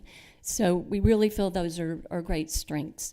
However, I do have some points I want to make with perhaps some ways to strengthen the bill through the school counseling lens. I was a bad girl. I didn't forward this to the committee ahead of time, but I do have a summary sheet if you guys would. Okay. You can leave that with me, and that'll help me. Okay. As we report back to big Judiciary Committee, I'll make sure to share. Okay. Thank you. One of the first concerns, and I've talked to school counselors all over the state about this bill, and one of our great concerns really appears on lines 1502 through 1509. And that language reads, and I'll just start it. Upon preliminary determination that a student poses a threat of violence or physical harm to himself or herself or others. Okay, so when we're talking about physical harm to myself, I'm more than likely that's a suicidal ideation. And that the following things happen then according to the bill. A threat management team shall be immediately reported its determination to the local school superintendent or designee, local law enforcement, and the office, I guess this is the Office of Safety. We have real concerns about that. When I was a practitioner, I worked as a school counselor for 18 years in a dropout prevention program, and then I was supervised school counseling for 12 years in a large metro district. Anytime a student was brought to me by a teacher, or the student presented him or herself, or a friend came to me and said, my friend is talking about killing him or herself, the first thing I had to do was provide for that child's safety. And that meant getting that child in my office with me. Sometimes the suicide ideation, working through that intervention could take a couple of hours. It could take all day. But it was a process of talking to the child, hearing the child and the reasons that they didn't want to live anymore, asking the questions, trying to figure out if there's a means. Is there a weapon in the home? How do you plan to complete suicide? That could take a long time to build trust and to build rapport with that student. And then the process of working through a safe for now plan, so that I knew that while that child was with me, or even after the parent picked up the child, that there was a plan for being safe. The process of calling parents and get that phone call no parent wants to get is your child's in my office and is talking about ending his or her life. That was a horrible call. Parents showing up, processing with the parent, and then referring this child on to outside mental health providers for perhaps a free assessment or further assessment, and then recommendations from the mental health specialist.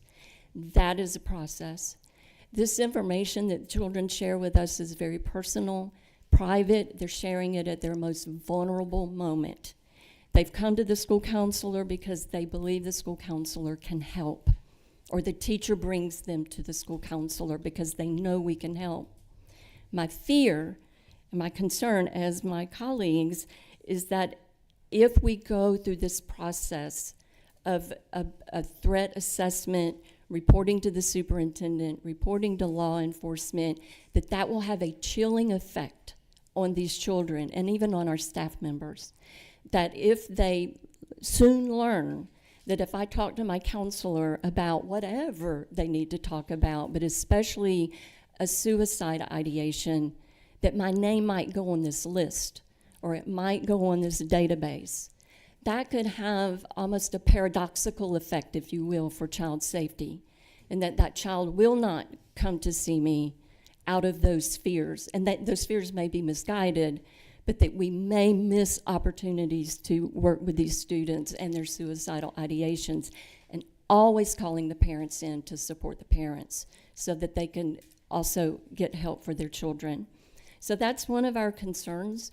We recommend taking out threat to self. Now, the other part of this is if a student is making suicidal and homicidal threats. Right. And I worked at a dropout prevention program, and I dealt with that several times. That kicks it up several levels, where we then Oh, you see that. Yeah. You see where they have a shooting spree and kill themselves at the end. Right. And the threat was credible, and they were in my office with a plan. And then we involved it was all hands on deck. We involved everybody we could involve to protect that child and that student. In the interest of time, let me ask you one question. Nobody mentioned this, but since you're a dropout prevention expert, Yes. this bill has a provision that requires you to refer a student to DFACS and the RESA Student Affairs Office if they have been absent for 30 consecutive days. That sounds like the dropout world. Mm-hmm. What do you think about that? Is that a good plan or bad plan? I think anything we can do, when a student is missing school. Yeah, they've been out 30 days. 30 days. Then they didn't file a home study program, and they hadn't, parents and guardians hadn't come in and said, Right. hey, my kid's out because we're going to Europe or whatever, Typically, social workers get involved Okay. with the attendance part of it. It's incremental. 5 absences, 10 absences, and most of the districts I'm familiar with. Okay. But yes, I think that we need to reach out and I hadn't grab gotten those any kids. pushback on that, and I just thought I wouldn't want people referring my child to DFACS. But on the other hand, my kid's gonna be in school too, and I could be gone for 30 days. That's probably a pretty good warning Exactly. sign. And sometimes parents don't know. Okay. Tom? Can I make Yeah, go. Make 'em quick and- One, love on the suicide ideation, we will be making a suggestion to your legislative council, but I want to mention one other thing. It was addressed on the record keeping and the number of days. Rural schools don't have electronic records a lot of times. We had recommended 15. Senator Dixon had a bill that's 10, and I think with the 10, if they were business days, that might be real helpful. The other thing I wanted to bring up real quickly is the provisional enrollment when a kid's coming to the receiving school. He or she could be in a position where through no fault of their own, the records aren't there, and the school system is given the discretion, if you will, to either recommend remote learning or the case management consultation. We think there may be, because you've got homeless kids, the kids are probably not likely to be able to do remote learning because they don't have the Wi-Fi. It sort of kicks them over to the case management, and that could help put them on a list somewhere. So we would hope that there'd be some better criteria to look at that as well. Okay. Can I make one more point? Yes. And then I'm done. Thank you. One more point. A language change in section, it's sections 8, 17, 23. There are lines 503, 1044, and 1634, where a student is sent home for remote learning, and it says counseling. That, I think we need to say a referral for counseling, and then have a conversation about who's going to do that counseling. Will it be an outside provider? School counselors are not licensed or certified to do telemental health, and the student can't come back to campus, so that the school counselor's doing that is not realistic. Okay. So I would recommend considering that too. So we will make those recommendations to your legislative council. Could you help us with a time frame on getting him something? Within 24 hours. Okay. Thank you so We much. have a Judiciary Committee meeting tomorrow, and I think the other one's on Thursday. I don't know when the chairman will call this bill up. We will be making our report back to the chairman, letting him know our thoughts of how to perfect or change or add to or subtract from this bill. Thank you. Michaela Arciaca? All right, so we got 30 minutes left. I got about 9 people left to speak. So I'm gonna stop interrupting with questions, and we'll let you just let us know where you stand on these things. Any particular thoughts? Sure. Thank Tell you, us, Chairman. introduce yourself, tell us who you're with. I'm Michaela Arciaga. I'm the Georgia Advocacy Director for IDRA. We are an education, policy, and research nonprofit dedicated to securing excellent public schools for our students. We also work on issues around school discipline and safety and student welfare. So that's the lens we bring to this particular conversation. I'm also a former high school math teacher. We don't have a ton of concerns. We've been really had a really collaborative process with Representative Persinger. We've seen a lot of improvement to this bill, and in different aspects. Some of the aspects we already liked coming into this, so I did not mark whether we're opposed or for, just because there's only a few things we have left as far as concerns around this bill. One of the things is, as Representative Townsend mentioned, records transfer is a process that has existed for a long time. What this bill does do, though, is expand what records are included. One of the areas that we had a concern with is in sections 1 and 8. It is this notice of a report of criminal action made pursuant to Code Section 20-2-756. That report of criminal action is a report made from school administrators to law enforcement about an alleged criminal action. There is no expansion on what this report includes as far as confirmation of a committed act or commission of an act, which raises concerns for us that, to your point of trying to make sure that we do this the right way, that we are not casting too wide of a net. If we have a child who has currently been the subject of one of these reports, even if it is found that they are not to have committed the crime, we would not want to see this tag kind of follow them through their record for the rest of their educational careers. In addition to that, to the following of records and the continuation of records, we had some concerns in Section 8 regarding the parent's right to dispute. This is a section that's been expanded on significantly. This is lines 526 through 535. There have been some changes made to this, and it does reference Code Section 20-2-667 when it comes to the process for dispute around records for a parent. The only thing we would want to add and would recommend is that per FERPA, parents have a right when they go through a process to dispute. I don't know what FERPA means. You got to get me up So to speed. FERPA is the Family Education Right to Privacy Okay, all right, Act. got it. That's a federal standard for student I privacy. just didn't know that little. Nope, that's initial. okay. I'm Okay. sorry. We're not used to doing this in Judiciary. This is new Yeah. for me. So thank you for your patience. This has already expanded quite a bit on this process. We had concerns about how, to your point, again, how we're casting this net and how we can get kids who aren't supposed to be here off of these lists. The only thing we would add is if we are going to expand student records so substantially, similar to FERPA, they include a note when there is a dispute about a statement from the parent disputing whichever aspect of the record they don't agree with, following the hearing process that's laid out already in section. So our recommendation is just that if a parent does go through this dispute process, they go through the trial, it's determined that the record will not be revised by whichever education agency, a note with a statement from the parent or the agency per FERPA is also included in these records. And I'm happy to pass that language along to Mr. Walker, whoever is the appropriate person. The last bit of our concern, let me just make sure, is similar to what you've already heard. Limiting the maintenance of records. There is already kind of some outline of how kids get into this database. We do have some small concern, one, about who has access to this database, when they have access, and how they are allowed to pull down these records.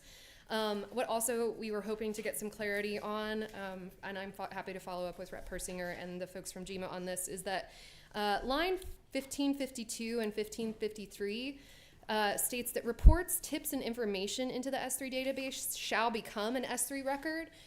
It was previously our understanding that someone would not be in the S3 record, would not have an S3 record unless it was confirmed that they had made a credible threat to the safety of a school. This aspect seems to indicate that any information, regardless of the confirmation of committed acts or threats, might be included in this database, which makes the need for a roll-off and removal process, I would say, more pressing, just to ensure that we don't have kids or individuals who are unduly recorded in the database in the future. Finally, on that note, there is an aspect of this bill about who has access to these records and how they can pull that down. That starts at line 1283. Specifically, what's addressed is the ability to grant jurisdiction appropriate access to the appointed school safety directors, et cetera.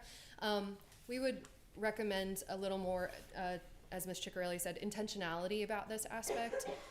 We have seen, unfortunately, incidences where law enforcement was not limited in the access that they had and took advantage of that. I've shared that with Senator Still and Representative Persinger. In Tampa, Florida in 2020, we saw an incident where law enforcement was pulling student records if the child had a D or an F grade, 1 or more suspensions, 3 or more tardies and absences, and was creating what is essentially a pathways to crime watch list. They did not have a subpoena. They did not have a warrant. This was of their own volition, and we would encourage that there be some form of process for outside agencies or additional law enforcement to be able to access these records if it is not in the pursuit of a quote-unquote credible threat. Those are our main concerns. Thank you. Again, we really appreciate the process and hope we can be helpful more. Thank you. Maisie Lynn Girton and Sarah Becker, Georgia Association of Criminal Defense Lawyers. Thank you so much, Chairman. Nice. I'm Maisie Lynn Girton, the Executive Director at the Georgia Association of Criminal Defense Lawyers. We are a voluntary bar, the largest in the country, member-funded defense bar. About somewhere between 1,500 and 1,600 lawyers in our membership throughout the state of Georgia. And given the current state of the bill, given that you're considering the version that came out of the House, we do not have any concerns about it. We have been concerned about some of the ways the terroristic threats crimes have been discussed throughout the General Assembly this year, but we really appreciate the response that this legislation brings to that concern. As Did you take a look at the Senate bill on terroristic threats as well? Senator Dolezal was here earlier. I think he carried it. Is it any different than this? Because I may fold it into this bill. I get it. You like the language in the House version. Are there differences in the Senate version on that crime? The differences are quite striking, yes. Okay. And much more punitive and expansive in Senate Bill 61. I wasn't expecting this question. I have some notes on Senate Bill 61 with me, but beyond the framing of that particular crime in Senate Bill 61, so one thing that Senate Bill 61 does is rather than building into the current code section, which I believe is 20-something 1181, it creates a new code section at 1181.1. And one of the key distinctions in 1181 is that if you go through that code section, it has some provisions that allow for school-based discipline to proceed and possibly prevent a child from ending up in the criminal legal system under that code section. That is not included in the new crime that's laid out in Senate Bill 61. There's also in 1181, there are some provisions that specifically take into account the actual child, for instance, special education needs and things of that nature. So, as we would expect, because we're in Title 20, the provisions that are in that title are child-focused in a way that Title 16 generally is not. And I know you're familiar with Title 16. 16's criminal code for those out there. And so these are nonetheless crimes, of course, that are housed in Title 20, but because it's in that context, it's designed to be applied to students. We don't design Title 16 to be applied to students, but the crime that is laid out in Senate Bill 61 is fashioned much more like you would expect to see something in Title 16.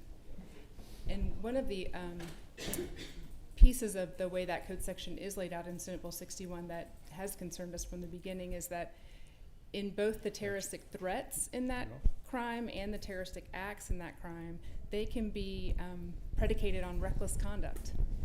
And we're talking about children that we're focused on mainly here. And of course, children are going to behave impulsively. They can't really help it. Their brains have not fully developed, and I know you all hear me talk about this a lot, but they're not fully developed. They don't have the impulse control that they will have when they finally get to about age 25 that we all enjoy. And so the idea that they could perpetrate a crime because they're behaving recklessly and potentially it would be a felony, that's exceptionally troubling to us. Okay. And more than that, Chairman, I don't know where this falls with respect to what you would like to fold in here, but Senate Bill 61 expands what we consider SB 440 in an exceptional way. It adds over 20 possible crimes to that rubric where a child between the age of 13 and 16 could be prosecuted as an adult in Georgia. You know that this exclusive jurisdiction, of Superior Court over these children has historically been relegated to crimes that we consider the most violent. Like school shootings and killings. I mean, that's what we're talking about here. And murder's there now, sir. Murder is there. You have it in SB 440. What this bill would do is if you were to pull this part of Senate Bill 61 in, it would add any of the crimes that are listed now in SB 440, an attempt of those crimes would be included. In addition, this new terroristic threats would be included. So we're back to, not threats, I apologize. That has been modified. It would be the terroristic acts version of that new crime. My mistake, that was a I got you. misspeak. That's all right. And again, you would now potentially have a child facing prosecution as an adult for reckless conduct. That is, there's no other crime, no other way that someone could merely behave in a reckless way, a child, and be treated as an adult in our system. All of those crimes, this new terroristic threat says as it's laid out in Senate Bill 61, and the attempt crimes that are laid out in Senate Bill 61 that would be added to SB 440 are all currently transferable to Superior Court. Okay, to treat the children, bad actors as adults. Right. Okay. When it's truly necessary versus this blanket response when we do have the ability, if just like the child right now. I mean, murder is going to be handled in Superior Court for any child 13 and older. You don't have to worry about that. Okay, thank you. You're welcome. Jane Robbins, old friend from Athens. Did I see you here? There you are. We got 15 minutes to go, and I got 8 people, so it's. I'll be quick. Be concise, please. Because I don't even have an organization. My name is Jane Robbins. You're a citizen. I'm a citizen. I'm from Tucker. I used to deal a lot with education issues and data privacy, and wrote a couple of papers about it. And this bill concerns me greatly.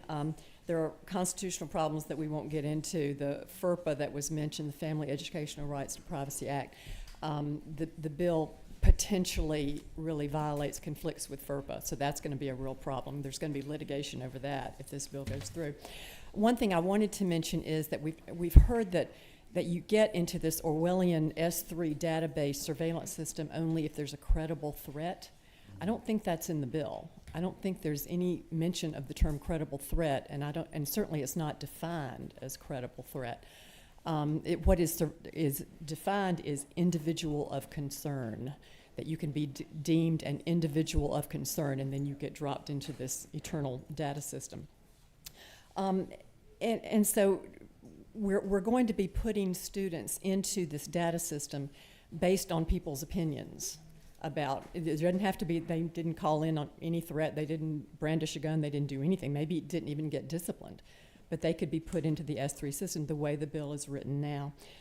This data system, by the way, will be hacked. At some point it will be hacked, because it's going to be a treasure trove of information on kids, and that is so appealing to bad guys, it's appealing to corporations, it is going to be hacked. So what I would just suggest is that kids are going to end up in this system because there is so little limit on the kinds of information that can be assessed to put them into this system. And I think about my mother, who was an English teacher, and there was, in her 30 years of teaching, there was one kid in her class that she really struggled with. She was a great disciplinarian, and his name was Edward. Well, everybody thought Edward was an absolute pain, and Edward, I can guarantee you, would have been in this system by second period. And Edward was not a threat to anybody, but who knew? I mean, Edward had all kinds of possibilities, but who knew? And so he would have been in the system, and there is no way out. Under this bill, there's no way out. You're in it forever. And I would just mention one other thing, and then let you get to other people. Psychiatrists agree, most of them who deal with this kind of thing, that you can't predict who's going to do this. You can have a kid who is just quirky, who is just weird. That doesn't mean he's going to bring a gun to school.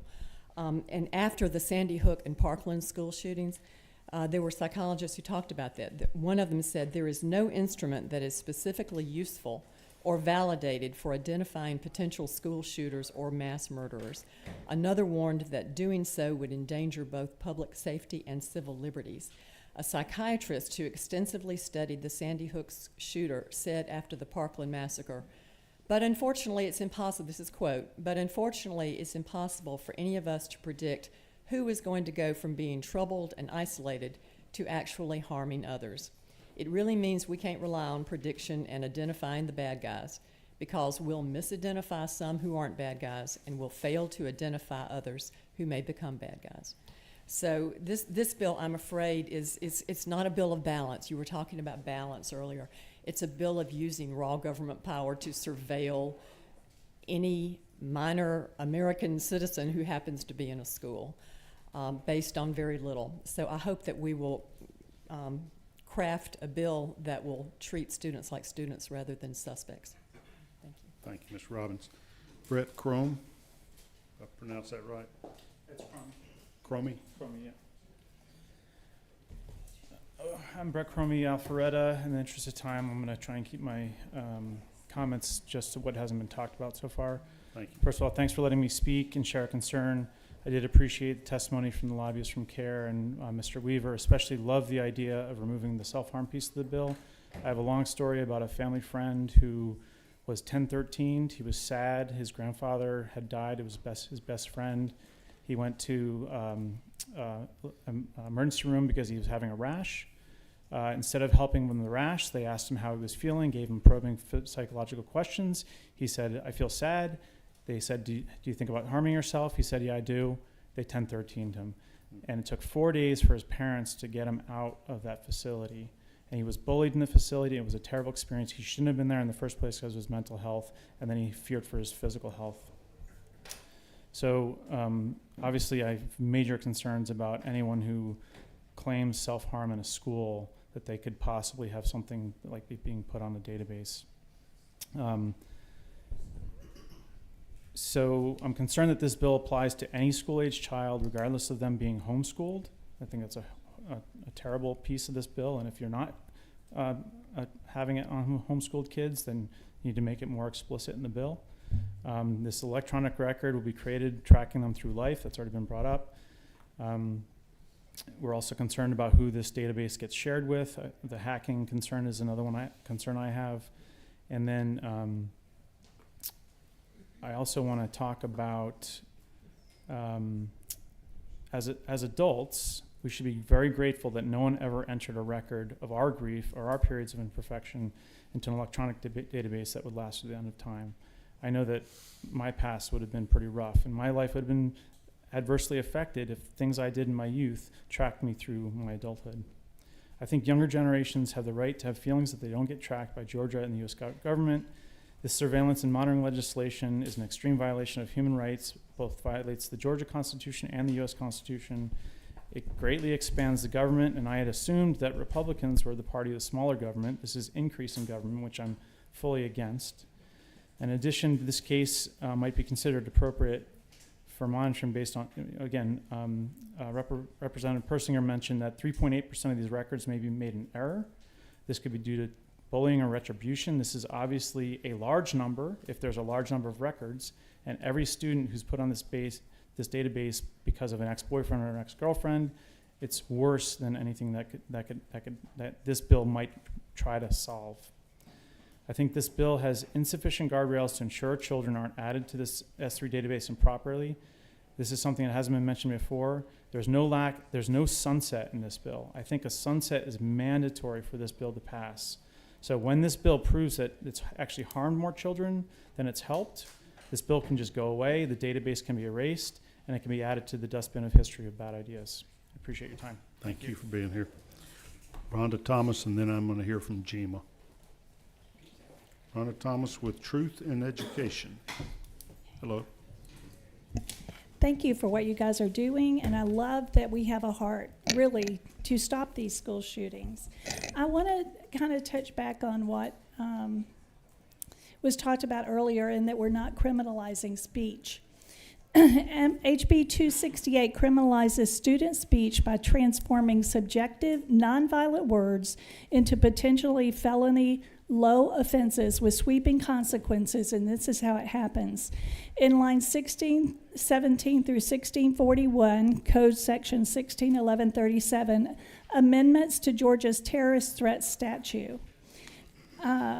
If a student threatens the death or serious injury to or a group of individuals who are or will likely be or within a school, it becomes a felony punishable by 1 to 5 years in prison and $1,000 fine, even if there's no action taken, no weapon, and no physical harm.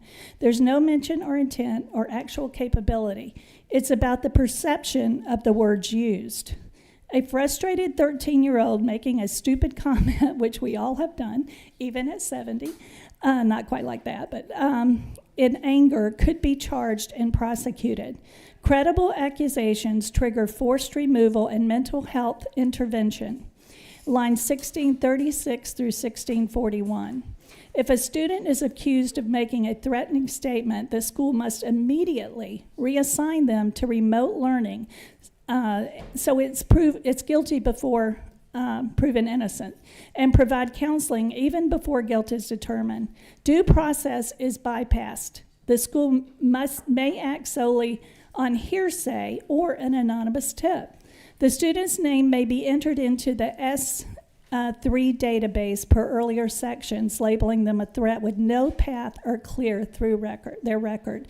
Parents can be criminally charged for their child's speech in lines 1626 through 1631. Any parent who is seen as encouraging, advising, or even aiding their child, such speech may be charged with the same felony. Now, how is that really going to be proven? That's going to be hearsay also. This puts families under suspicion for defending their child or questioning school authorities. So this is dangerous. Speech is treated as violence even when no physical act occurs. Developmentally immature behavior becomes criminal, especially harmful for teens investigating emotions, bullying, or mental health. Speech surveillance is encouraged through tips, vague threat assessments, and subjective interpretation. Disproportionate impact on students with IEPs, 504 plans, trauma histories, or from marginalized communities. So the bottom line is HB 268 stretches the definition of threatening speech to the point where a student's words alone can result in criminal charges, school removal, forced psychological labeling, and long-term tracking across agencies as institutions. So I think although our motives are good, that we are actually creating more harm, more psychological damage to our children that's going to follow them for life. One of the things that is part of this bill is, behavioral assessment. A school board member in one of our counties sent a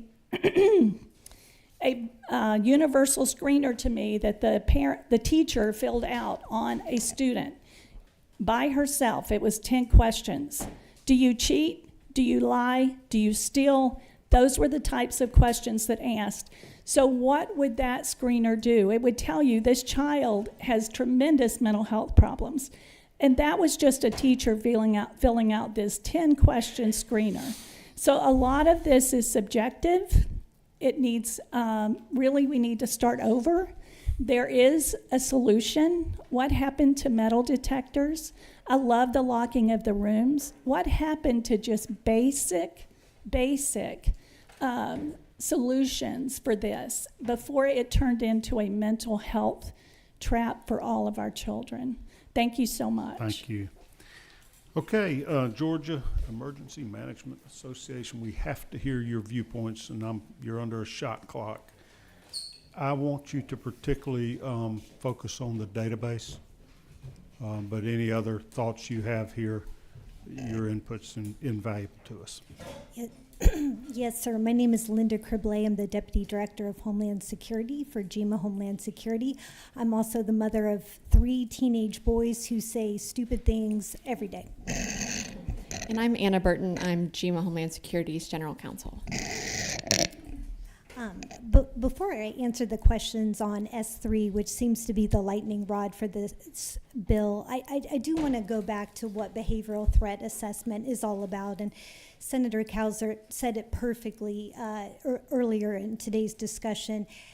After every school shooting since Columbine, every reporter, every after-action report has said that if people had put together the information, the signs that these at-risk kids had the potential for violence, there was a possibility of prevention of the acts that they committed. So the heart of all of this is BTAM. I wish it had a less jargony name.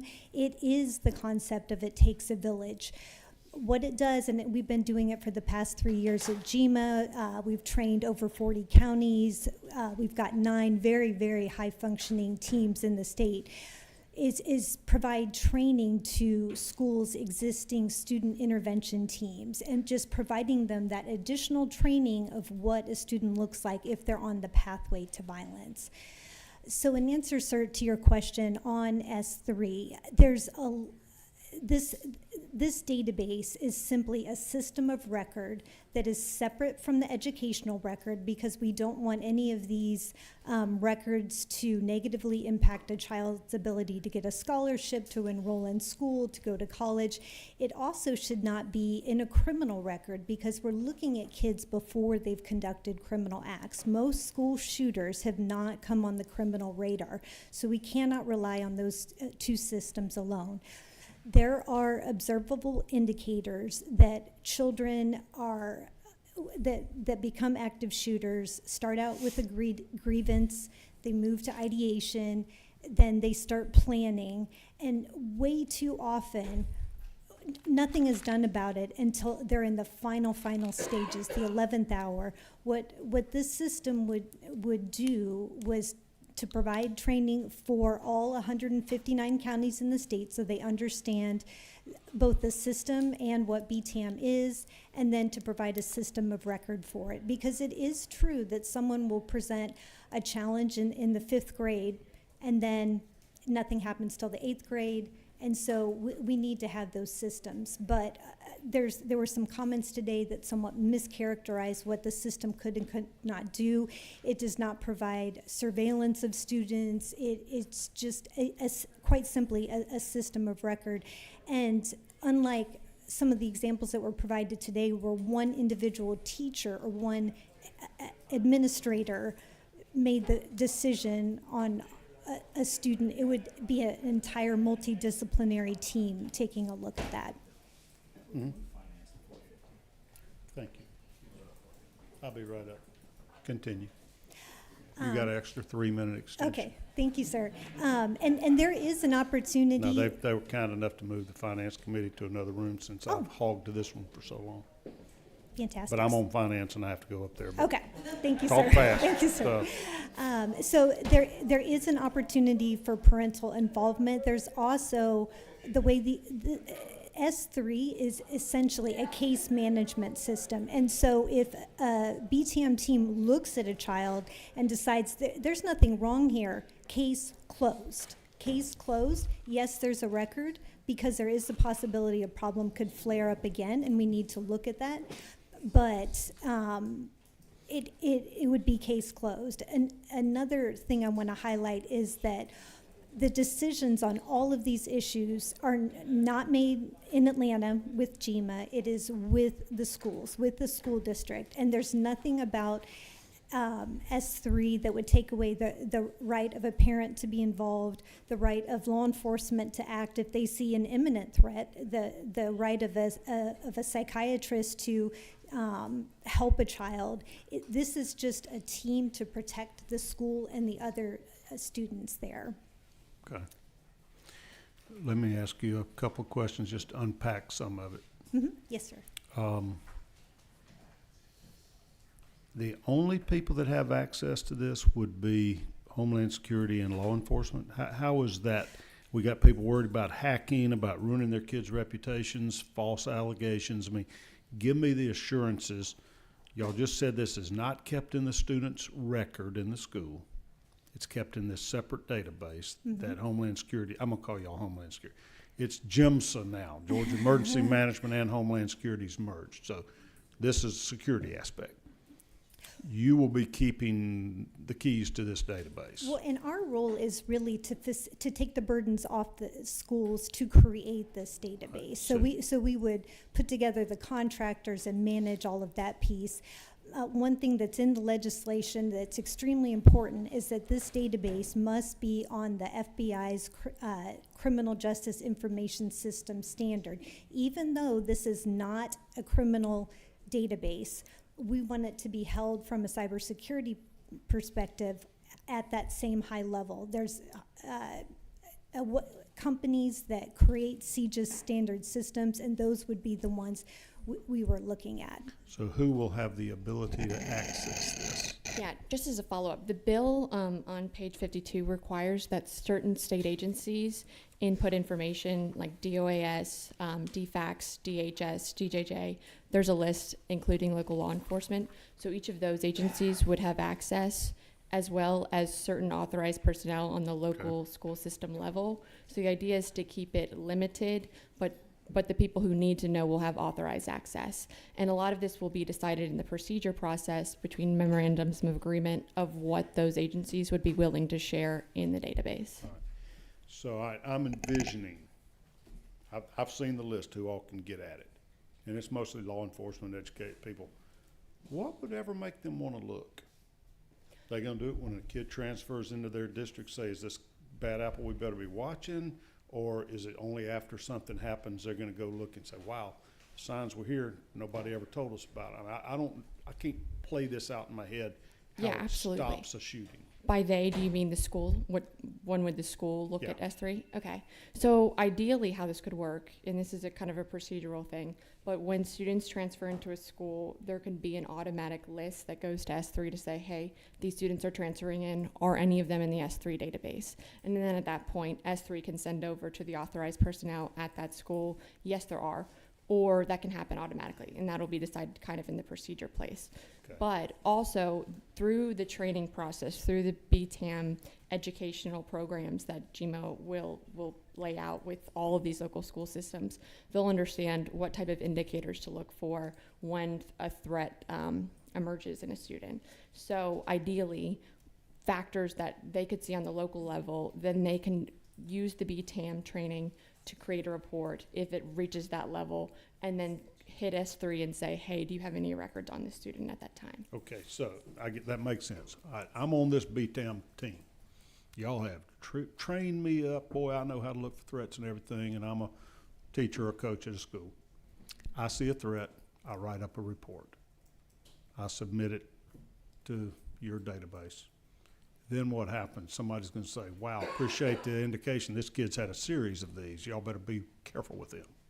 Or how does So that the play? information would be pushed down from the S3. So if, say, there's a hit from DFACS, a hit from DJJ, whatever that might be, S3, the Office of Safe Schools, would send down that information to the local school system so they have that, and they can make the decision at the local level. The idea is not for GMA, the state agency, to be making decisions on the local levels. They know their students best. They have the training to make those calls. So what's the local school do?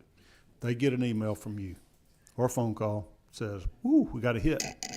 Somebody just made a credible threat here, and this kid's in your school, just thought you might want to know. What are they supposed to do at that point? Go ask the kid, you about to shoot up the school, or they just start watching them close? Do they send them to the counselor's office? I'm curious as to what's that intervention going to be once we now have communicated a credible threat, let's just call it. Right. So if I may, there's kind of two ways information could be put into the system. One is, to your earlier example, an educator has a concern about a student. Not everyone in the school has access to S3. It would be an administrator, and this is procedural, but an administrator, whoever is the appropriate law enforcement entity, an SRO, and then a mental health specialist. Those are the three people, and they would Okay. have to decide as a team to put it in the system. So the majority of things that come to this team, they're going to say, we'll manage it right here. But the beauty of being able to pull information from state agencies is that so many of our databases are stovepipe from each other. So something may come into GSAC or something may be sitting in a DFACS system. So if a BTAM team has a concern about a student, and then we do a search and find, oh, there's something also concerning from the GBI or from DFACS or from elsewhere, that just adds to. So they're alerting the school administrator. All right, explain GSAC, because this audience doesn't know what that means. Thank you, sir. So I do know that one. Yeah. that's a Georgia Information Sharing and Analysis Center. And that's a collaborative effort from the FBI, Homeland Security, federal, and our local GBI or who? Right. Okay. Yeah, GBI staffs GSAC, and they work very closely with all of the federal agencies, and very often they receive tips on school threats from Right. FBI, from So DHS. if somebody has gone online Mm-hmm. and they've made a threat, I'm about to bomb Appalachia High School, that information sharing facility is going to alert local law enforcement, hey, we got a threat, we're tracking it down, we're trying to see if this is legit. Would they also then let the school administrator know so that they can protect their kids, or they could go check? Okay. Information was entered in S3, then that information would absolutely be shared to the local BTAM team, the local law enforcement in the Appalachia area. Okay. That appeals to me a lot because it is an immediate threat that legitimate law enforcement has heard. Whether it's a phone call, whether it's electronic media or whatever, professional law enforcement has seen it, and they're putting it in S3 and they're communicating it to the school. That's the way I want to see this work, because that's the way I see you prevent, right? I mean, you say, all right, we got a threat, it's coming from this source, and here's what they're claiming they're going to do. You people at that school, you better get down there to that classroom and make sure that kid ain't toting a weapon. That's right. Okay. Yes, sir. And just to kind of elaborate, because I think there were some concerns about the security of a system. And Hacking, yeah. Several people worried about their kid said something stupid, got in this thing, and now somebody from the outside world is going to hack in there, and they're going to make y'all think my child's a baby terrorist. Right, which is why we thought there needed to be, or the Speaker's Initiative and working with Representative sorry, needed to be a separate system, because right now we have an SLDS system, the Student Educational Records, that every parent has access to, every educator has access to, and then you have GSAC, which is a criminal database. And the idea is that you want to keep those separate. So this would be a pathway to prevention. So the students that we could figure out might have a threat, might have an issue, they'll never get on the GSAC's database, ideally. And with the educational records, because so many people have access to those records, and I think earlier this year or last year, one of those major companies already got hacked. So by conforming to the FBI's standard, this will be the gold standard of cybersecurity for keeping these records secure. And that's why there's more of a price tag involved with this system. Address for me, and then we'll wrap up here shortly, the concerns that this creates a criminal record. Y'all keep saying this is not a criminal record, there's nothing, but we know it's accessible to law enforcement. How can this database be used to prosecute kids if they are later accused of a crime? Or could it be? Is a DA going to get their hands on it, a prosecutor of some sort? So the way it's written is any institution that puts in information, that the information would be protected based on their local laws, with their protections of rights. I think on page 52, it goes into the how they'll still be the sole custodian of that information. So the way it's written, it would not be used to prosecute students. At least I can only speak through the section that we were involved in.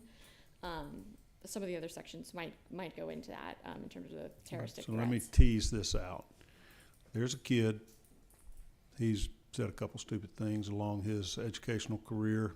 Didn't ever show up in his school record, whatever y'all call that, because this is separate. That kid then threatens to bomb Appalachia High School, and he gets prosecuted for the felony, threatening harm to people. Does the prosecutor get their hands on this to say, good God, they've been doing this ever since they were in the 5th grade, or not? That part of the bill is not really spoken to. It doesn't go into that part. It was not really created for it to be used for prosecutional records, because we're more worried about prevention and intervention rather than prosecution. I think that's where Macy Lynn's coming from the criminal defense lawyers, is if that information is going to be used to prosecute for a later offense, I don't know that it'd ever be relevant. From a criminal defense world, I'm not sure that something you did in the 5th grade makes you guilty of something when you're, in the 11th grade, but I don't, especially if it wasn't a crime. I can get it if they committed a crime and got prosecuted for it, well, then they got a criminal history. This database isn't criminal history. It's just concerning information, basically. Yes. Do you think that it should be accessible to prosecutors to help prove their case that somebody was intending to harm because they had a history of making other threats? Or do you think it ought to be, I mean, we can put a line in this bill that says this is not accessible to prosecutors, if that appeases parents' concerns. That Speaking offhand, I would say that we should avoid trying to make these records available for prosecution, just because then you're getting away from the intervention and prevention side, and that's really the heart that's your of what focus. we're trying to do. Not prosecuting after the fact is preventing the fact. Yes, Got hopefully they'll never commit the crime. Got it. That's what I'd like to see it happen. Anything else of concern to GEMA? I know that GIMSA?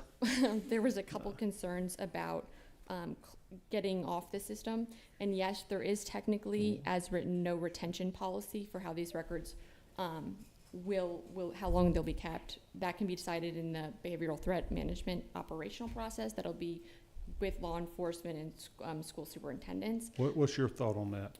What's the time zone, the length? Just from our experience, in looking at cases like the Virginia Tech shooting, I would say that potentially maybe till a student is 25, just because the idea is not that this would inhibit a student from getting into college, but you would, once a student is enrolled in college, that certain people at that campus would be privy to information that could be a safety or threat. But the closure information is addressed on, the case closure information is addressed on page 48. That was an amendment that was made on the House committee. So with that, there would have to be on the published website a process for student or his or her parents to request the closure of a student's case. So I know that was a concern that was mentioned a couple times. Senator Still has a couple of questions, and then he and I both serve on finance, and they probably aren't voting yet, but they're taking testimony. We're going to have to get it through ESP. Fire it, go away, and while you got them, this is a good rare moment. Two quick questions. You've answered a lot of them. Are there any other states that have adopted this model, this platform, and how is it working for them? From our research, and Linda can also speak on this, there are several other states that have done different types. This is a very comprehensive bill, as 65 pages shows. So different states have taken different approaches. A lot of them have the BTAM teams. A lot of them have done the tightening of the records restrictions. I would say a close second to kind of this case management S3 database system is Florida. But the difference between Florida is they tied that in actually to their educational like RS LDS system, which makes it more easier to hack.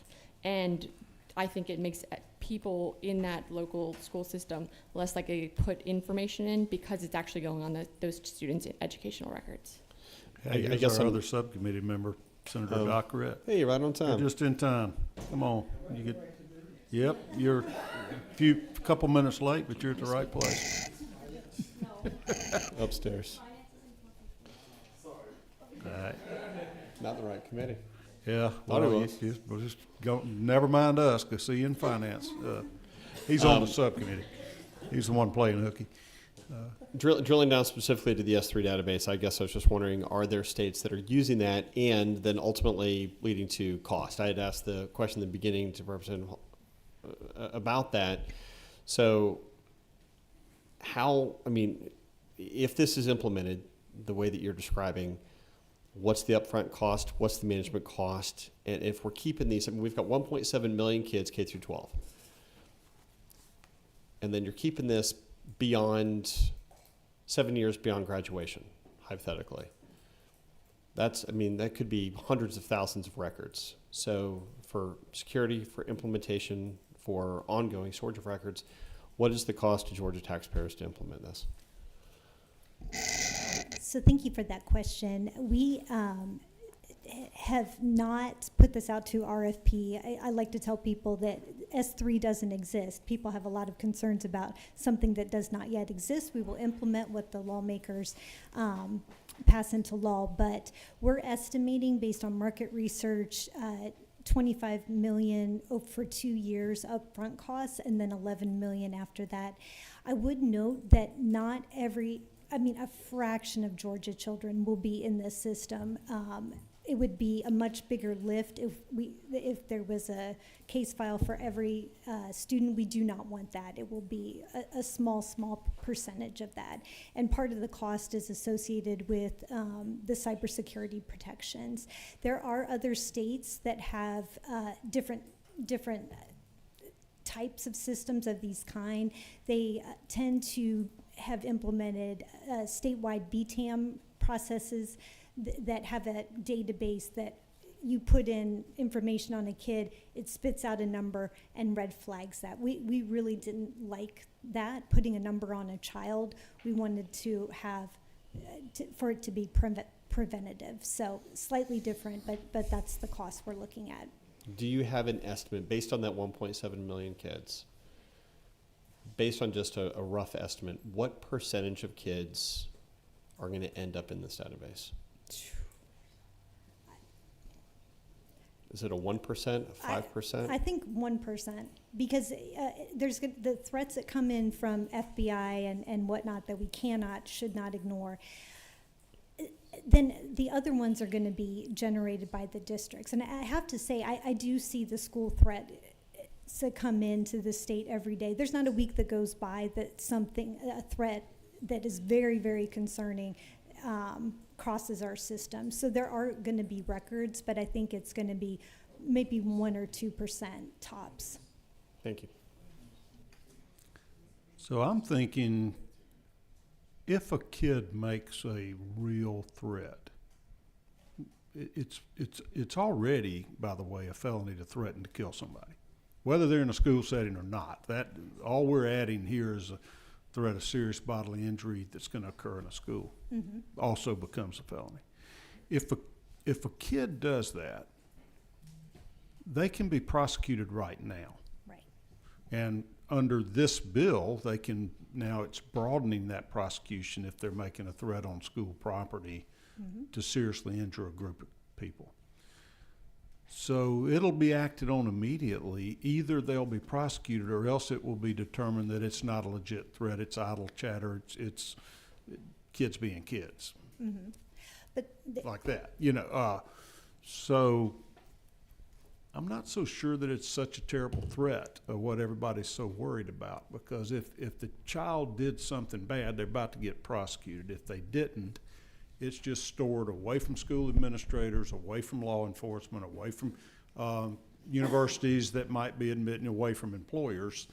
But it's something that can be used as a resource by school folks if something else starts coming up with the child, or if he transfers schools, so they can say, be wary, this could or could not be a legitimate source of worry. Am I missing something here, or? No.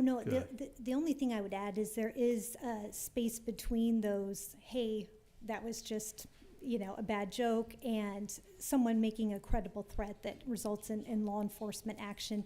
There was a case just a couple months ago in Indiana where an averted school shooting where they used I don't know if it was formally called BTAM, but they had that type of system in place where a girl who was suicidal was going to shoot up the school. And there were indicators along the way, to include the fact that she was feeling suicidal, to include the fact that she was hit by a drunk driver, to include the fact that her mother was killed. All of these things that the school community would say, hey, let's keep an eye on this girl. And thank goodness in Indiana they did do that, and they got to her before she carried out her action. But to your point, that this is a kind of like extreme behavior that we're looking at, and providing help to those kids. If we could prevent, even one of these kids, I don't know how many school shootings you could theoretically prevent through psychological services and interventions, but that is the heart of this bill, is to try to do that. And as I'm interpreting it, one of the issues is when a child is new to a new school mm-hmm. or a new school system, and they don't know this history. Right. and they're All right. absolutely blind. And there's kind of a fairy tale that exists sometimes out there that you're going to graduate from the school you went into kindergarten, and that you're going to have all the same teachers, and the principal's going to be the same, and your local sheriff will be the same. That's the world I grew up in. That's perhaps the world you grew up in, but that's not the world our kids are growing up in. They change schools. Look at the turnover rate of educators, of administrators, of superintendents, of law enforcement. So just having a system of record to Right. account for that. We just don't have collective memory in schools And this anymore. would have things other than a criminal record, which would know about, or a disciplinary record, which would be in that school records. Right. This would be, so if the new kid in school starts making comments in the lunchroom that, hey, I got a gun in my backpack, or whatever, I own a gun at home, or whatever, y'all can look to see, is this just, a little locker room talk, or is this a kid that really we better pay attention to? Right, Good. exactly. All right. I have, out of time, I have Barbara Bush, Julie Allen, Roland Bain, Darlene Lynch, and Pamela Zongi. Y'all all signed up to talk. I do not have time for you to talk. I want to invite each and every one of you to submit any written comments that you may have that you want us to consider. Julie, I see you nodding. I talk to you in the hall every day, but I know where you are. But if you want something for us to have a record of to consider, please submit it to Paige McKenna. She's my administrative assistant. Her email, tell them, what is it? I got that, page.mckenna@senate.ga.gov. Can you spell Paige and McKenna? Paige McKenna. All right, so send it to her. She's going to give it to me. I'm going to put it in our folders. We're going to look at it before we do anything. The rest of the world won't be able to hear it, but the decision makers will be. And I apologize for my time management, but I don't feel like anybody got cut off that did get to talk. And let's go do a little tax policy upstairs, Senator. All right, thank y'all for being here. Thank you, sir. We're adjourned. They don't need to vote.